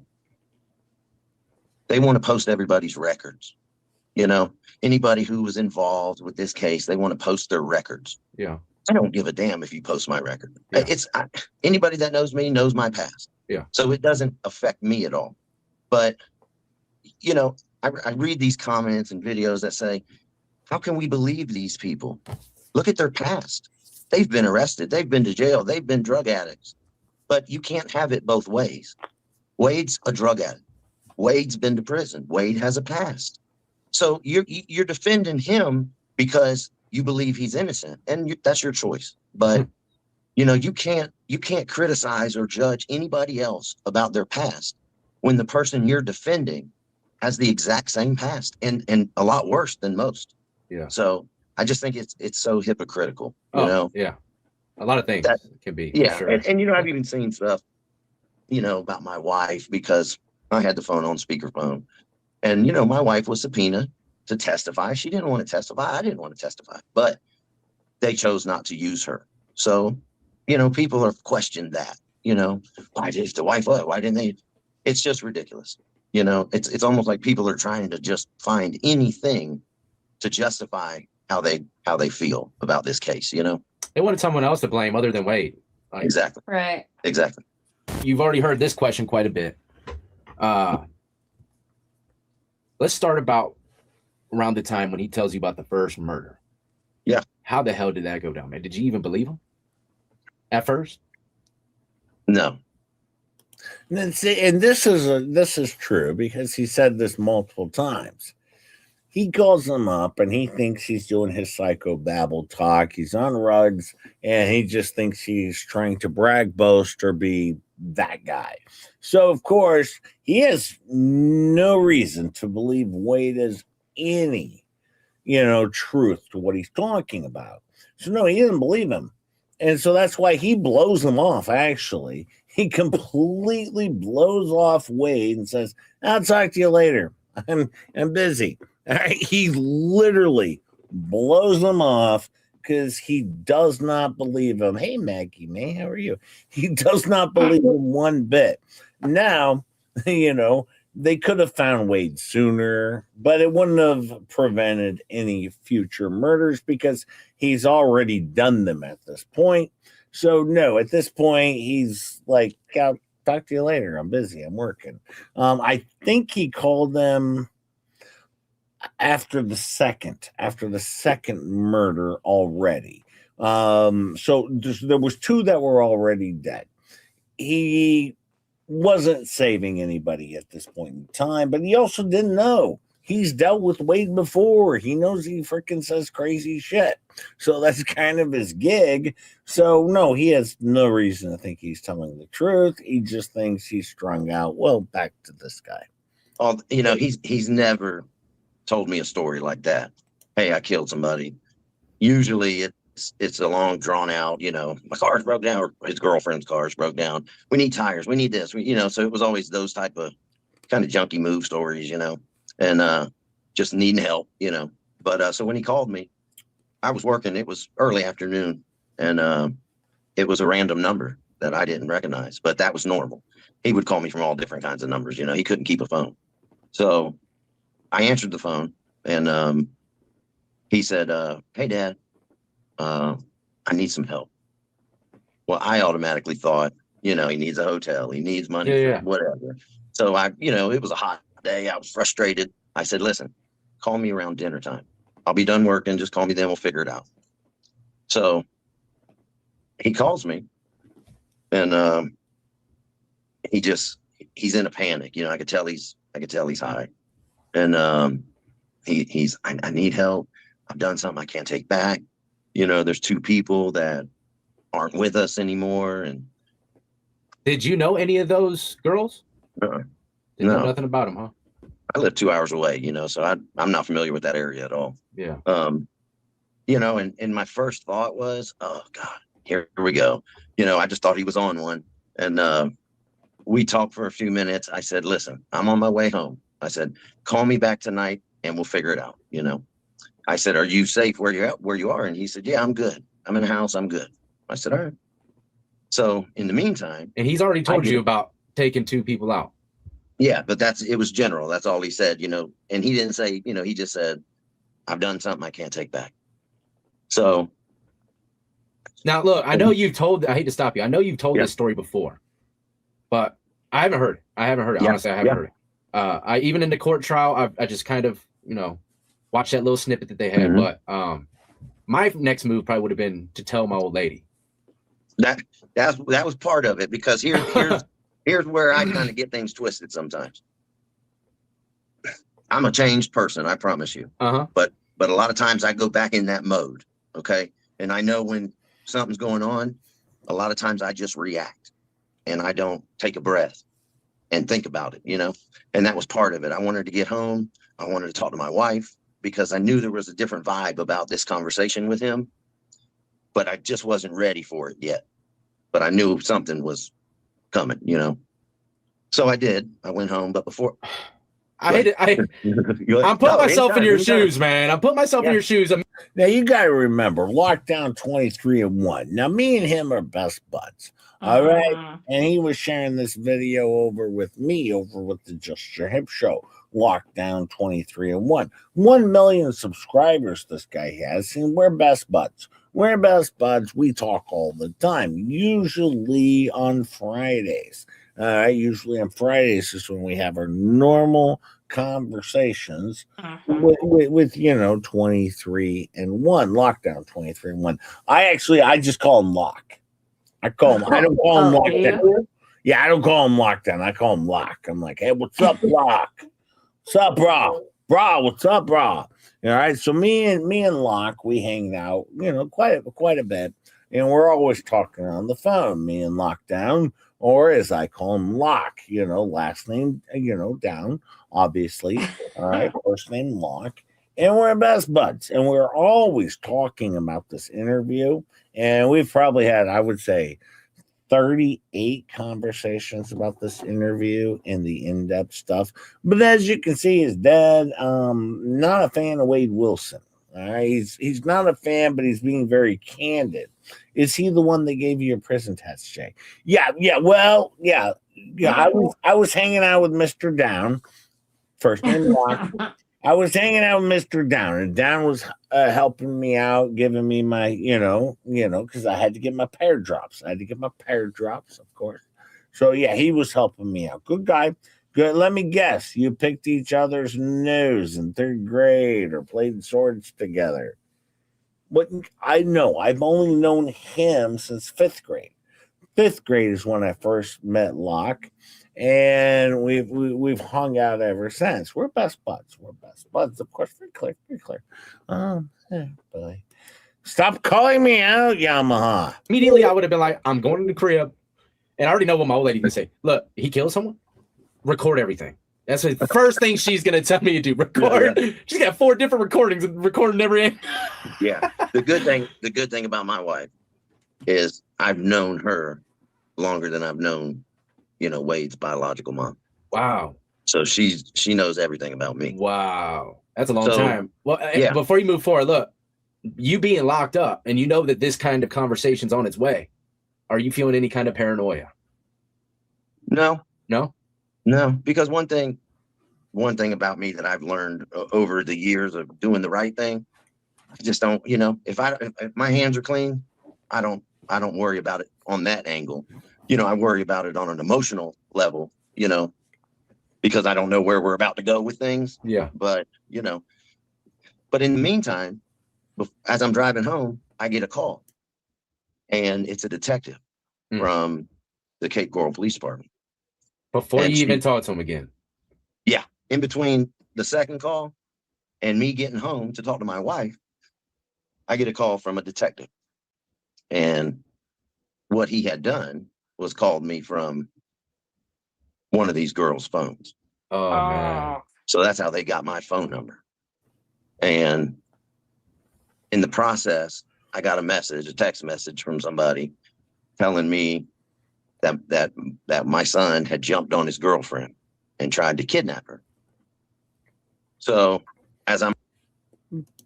by the way, as I have to do, 147 of you here, if you would, if you don't mind, just tickle the like button for Just J Hip and Ketchup, of course. And if you wouldn't mind subscribing if you haven't, sharing if you would. I do appreciate it. I do appreciate it. If you enjoy our content, I do appreciate it. Or if you enjoy this guy's content. I mean, if you enjoy Mr. Down's contact, Lockdown 23-1, if you enjoy his content, please, just tickle the like, subscribe, or share if you haven't. Oh, okay. Once again, I have no content. Clown loser. Clown loser. Clown loser. I'm on the phone with the detective. I get a text message that tells me that. So I'm thinking, oh man. The detective asked me who I was. I said, I'm his biological father. And she said, do you know where he's at? And I said, no, I don't know where he's at. And she said, have you heard from him? I said, yeah, I've talked to him a couple times today. And she said, are you going to talk to him again? We need to talk to him. And I said, he said he'd call me later, And she said, listen, take this number. Listen, I know his name is Joe. All right, but I always call him Locke, all right, because that's his channel name. I always call him Locke, Stacy Schmidt. I know exactly. I mean, we're best buds since 5th grade. Come on, Stacy Schmidt. All right, last name down. Oh, wait, Josh. Yes, I already know, Stacy. His name is Josh. Very clear, very clear. Good guy. I know Josh very well, friends since 5th grade. Of course. I just call him Lockdown. Lockdown. He was like in the Transformers movie. Did you ever see that one with Lockdown? Maybe. It had Mark Wahlberg in it. That one was an actual movie, not even a documentary. It's just a movie. I didn't think you watched those. Yeah, that was an actual movie. Yes, but Josh, of course, best buds, of course, as always. Hold on. Sorry, I got a text here. It's from Josh. Doing good. Glad to hear from you. Hope all's well. Maybe I'll do an interview next week. I'm busy though. Okay. Oh, am I going to Dollywood? Yes, Josh. Are you going? Maybe. All right. Yeah. So no, having just a conversation with Josh. Down. If you hear from him, call us. I said, okay. Hung up the phone with her, went home, talked to my wife, told my wife about the text, told my wife about the detective, what Wade had said to me. And that's the only details I knew at that time. See? So, I was kind of left for a couple hours waiting to hear from him. And he finally called me. It was about 10 o'clock at night when he called me from the same number he called me from earlier. And it's a girl's number. No, not the first time. That was from the girl phone. The second time was from a different number. Oh, okay. And he told me he was in a house, he was safe. What he did was he took both of their phones. So he kept Christine's phone open and called me from that phone initially. And then a lot of stuff happened in between, and he ended up in a house. He broke into a house. He called me about 10 o'clock. And we talked, just small talk for a few, what's going on, blah, blah, blah. And he's like, Dad, I need you to come get me. I'm in trouble. So I'm like, my first reaction, I said, are you safe? And he goes, I'm safe. I just got to get out of here. So I jump up. I'm going to get my shoes on, get ready, and I'm going to drive down there and get him. Well, as I'm thinking about it, I said to myself, you better find out what's going on before you just drive down there. Start touching things. End up in some stuff, I don't want to be involved with. I'm like, hold on, bro. Hold on, son. Yeah. Hold on, man. Let's talk about these two people you killed first, because I ain't coming over there and touching nothing of yours. As I would have done said straight like that to him. Yeah. Well, I said to him as I'm getting ready and getting all my shit together, I said, listen, you got to tell me what's going on. I said, you know my past. I said, I need to know what's going on. Pairs up for Just J Hip. Pairs up. Does Just J Hip survive? I don't know. Pairs up.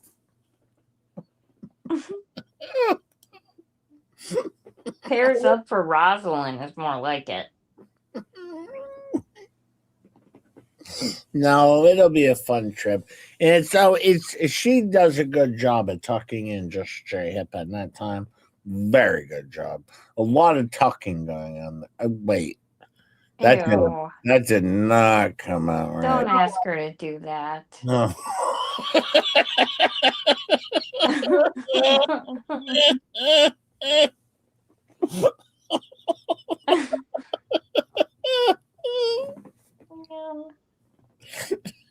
That did not come out right.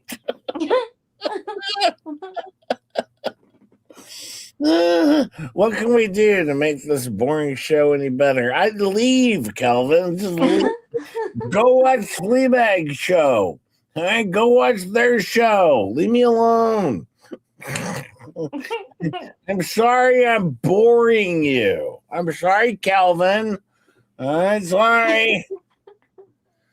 What a prick. And he started from the top.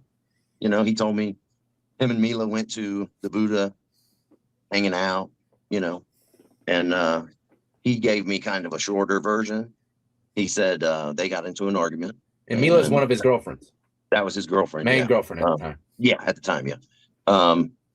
He said, we got an argument, and I ended up leaving the bar with 2 girls. And I was like, okay. He left out the whole part about going to the dude's house and all that. He didn't tell me any of that. All he said was they went back to one of the girls' houses and hung out for a little while. He said her friend left and they had sex and she fell asleep on the bed. And he said he stayed up for a little while, just kind of partying. And he said he just walked in there, got on top of her and choked her to death. And I was, at first I was thrown by it. You know, I didn't know. I'm trying to hear in his voice, you know, is this another story? But I can hear the panic in his voice, you know. I said, why, son? And he said, Dad, I don't know. Just wanted to do it. So you believe that? What's that? Do you believe that? The truth about it is, for years, I've told my wife, I said, my biggest fear is one day he's going to kill one of these girls. Because I'm telling you. You had so many calls, man, from girls getting beat by him. Multiple girls, man, would call me, text me, you know, just desperate. Young girls, you know, just don't know what to do, don't know how to deal with it, looking for help, you know. And everybody would say, you know, when he's not on drugs, man, he's a great dude. He's funny. He's cool to hang out with, you know, but it's something in him. Man, when he gets high, he flips out, man. I just think, he just took it one step farther this time. I think he's wanted to do that for a long time. I know he's never done that before. He's never killed a woman before. I know that. But I feared that he would one day. So when he told me that, it hurt me, but it didn't surprise me. I don't know. Yeah. I don't know. I think he's wanted to do it for a while. Yeah. And, you know, I think about all these, you know, videos and all this that people talk about. I wonder what all these people would say if all these prior girlfriends and baby mama, told their story. Yeah. Because they've been pretty quiet. I haven't seen anything from any of them. You know, just trying to make sense of it. It's wild to think, man. Yeah, my 15-year-old, you know, these kids, they don't put their phones down. Yeah. So I think it's hard on my young son because, you know, his friends have seen it, you know, and kids in school, I know, had probably seen all this madness. No, that is hard though. You know, imagine, you know, having that relation and being a 15-year-old in school. And everyone knows that you have a relation to this dirtbag. You know, I mean, and yeah, poor Jay. Everyone picks on him. Hugs Jay. Thank you, Stacy. See, Thank you, Tracy. Stacy. Thank you. Jay can take it and take it and take it. Happy sucks today. Happy sucks today. I like Happy. She's being kind of a bee. No, actually, she kind of got that one right. Kind of a bee. Kind of a bee. I think the more interesting story will be Jay and Ray's American RV. A heartwarming story of two lost souls finding their way on the back roads of nowhere. Sounds broke back mountainish, but no. Thank you, Yamaha. I appreciate That would be an amazing sitcom. Yes. Jay and Ray road tripping cross I look country. forward to that story, Yamaha. I look forward to it. Yes. And Happy says, Jay, you live me. Yeah. Oh, you loved me, Jay. You loved me. Yeah. Not as much as I used to.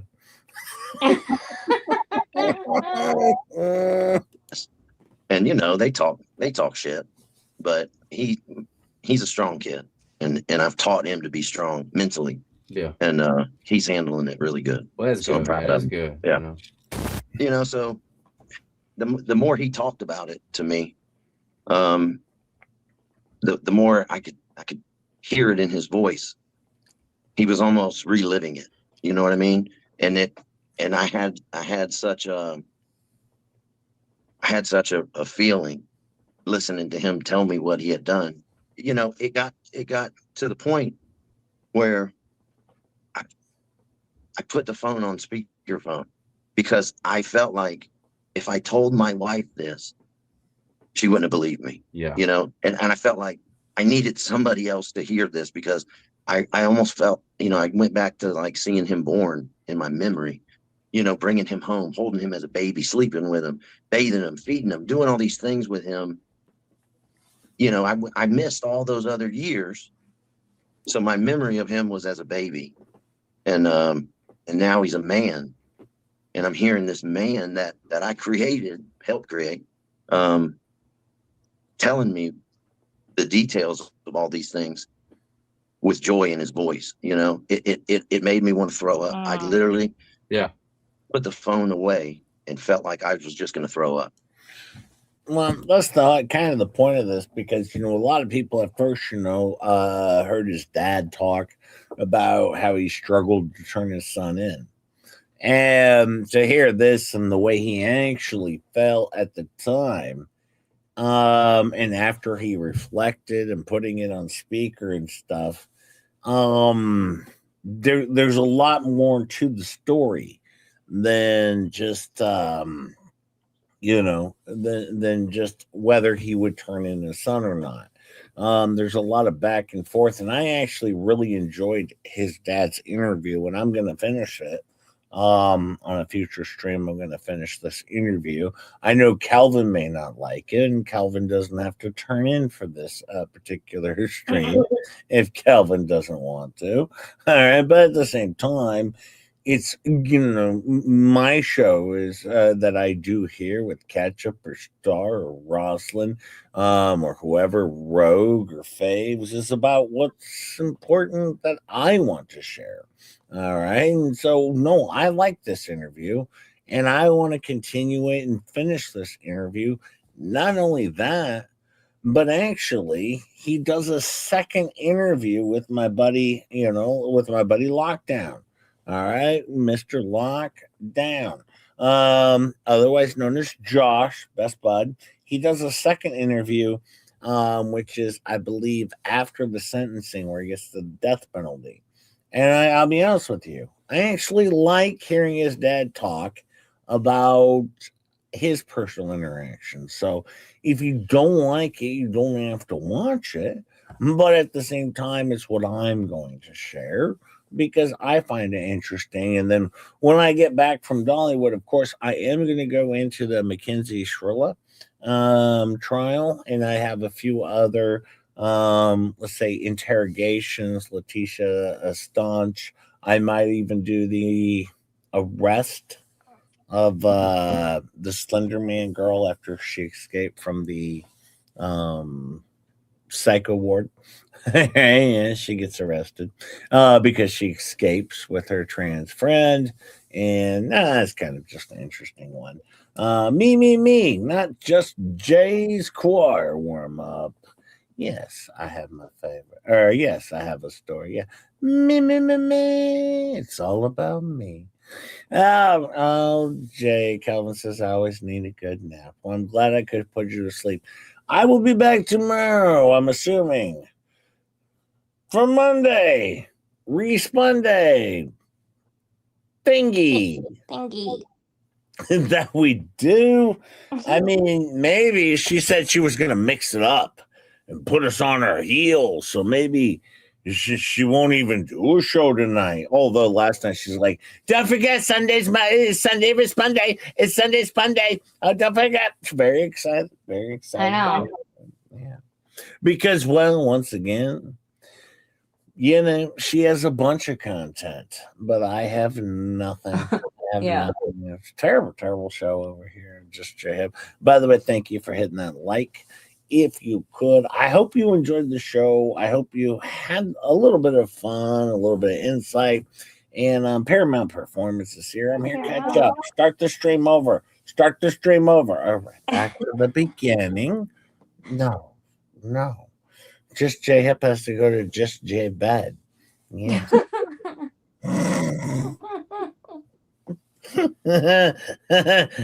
just J Hip has to go to Just Jay's bed.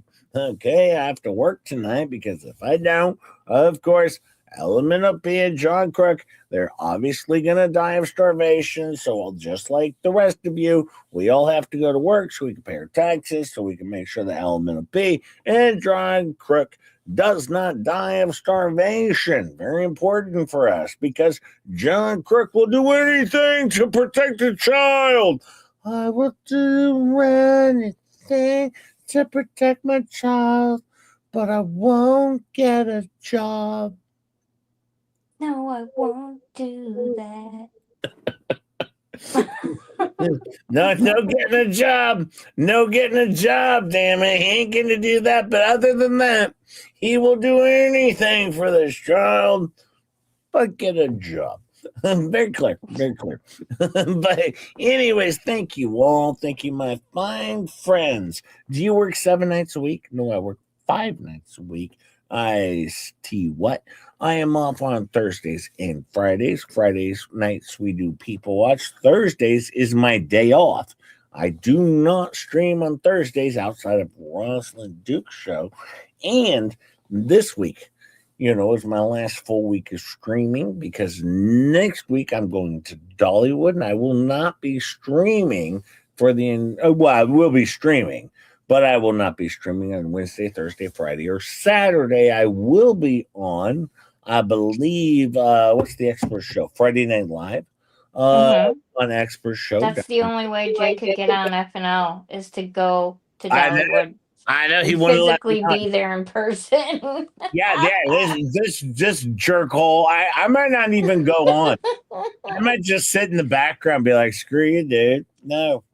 When I get X amount of money on my Cash App and Kofi's, maybe I'll go on. Because quite frankly, you don't deserve me, Expert. But I will be there. Of course. But no, this is my last full week of streaming, and then next week will be limited. I'll have 4 days off, and then I'll be back. I don't know what you'll do without me. I don't know.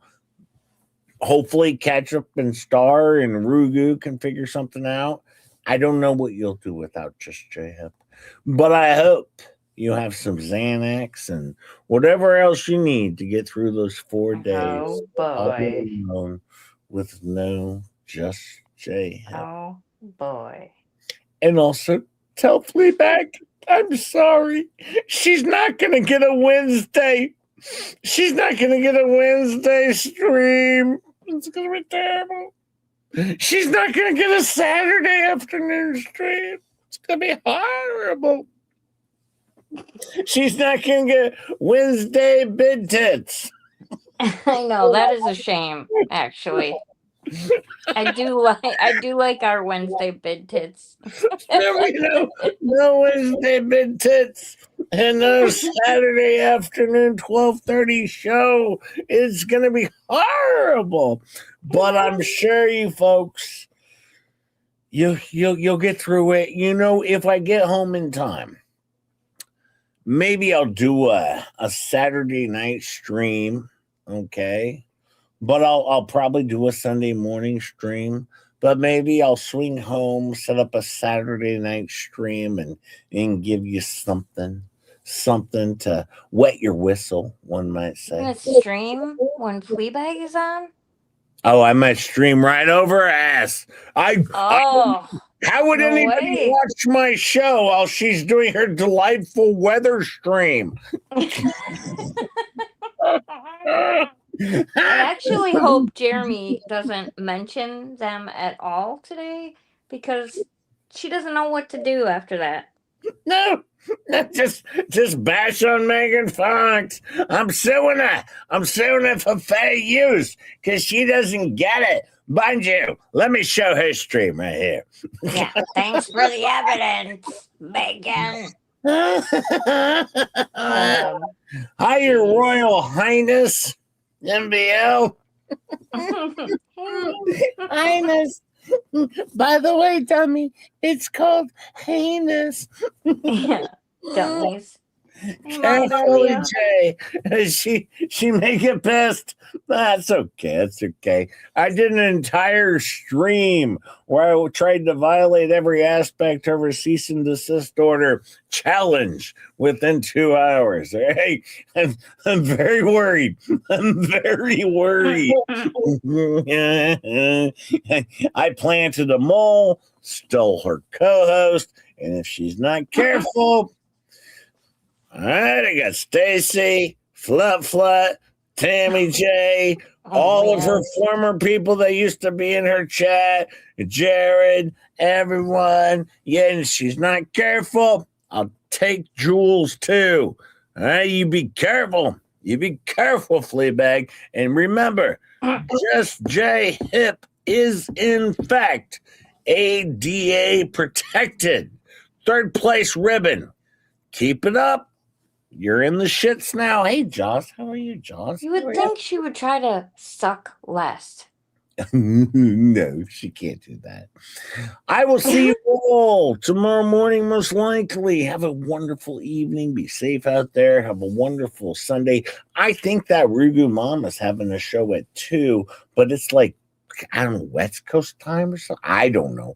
Check out Rugu Mama. I'm sure she's having a show, of course, and maybe others. I have nowhere to send you that I know of, and I didn't even look because it's Sunday, and I don't do that on Sunday. So have a wonderful day. Be safe, my friends. Be safe out there, and remember, stay friends, weird. Shut your ass, Jay. Yeah. All the best. And shut your ass. Have a good day. Bye.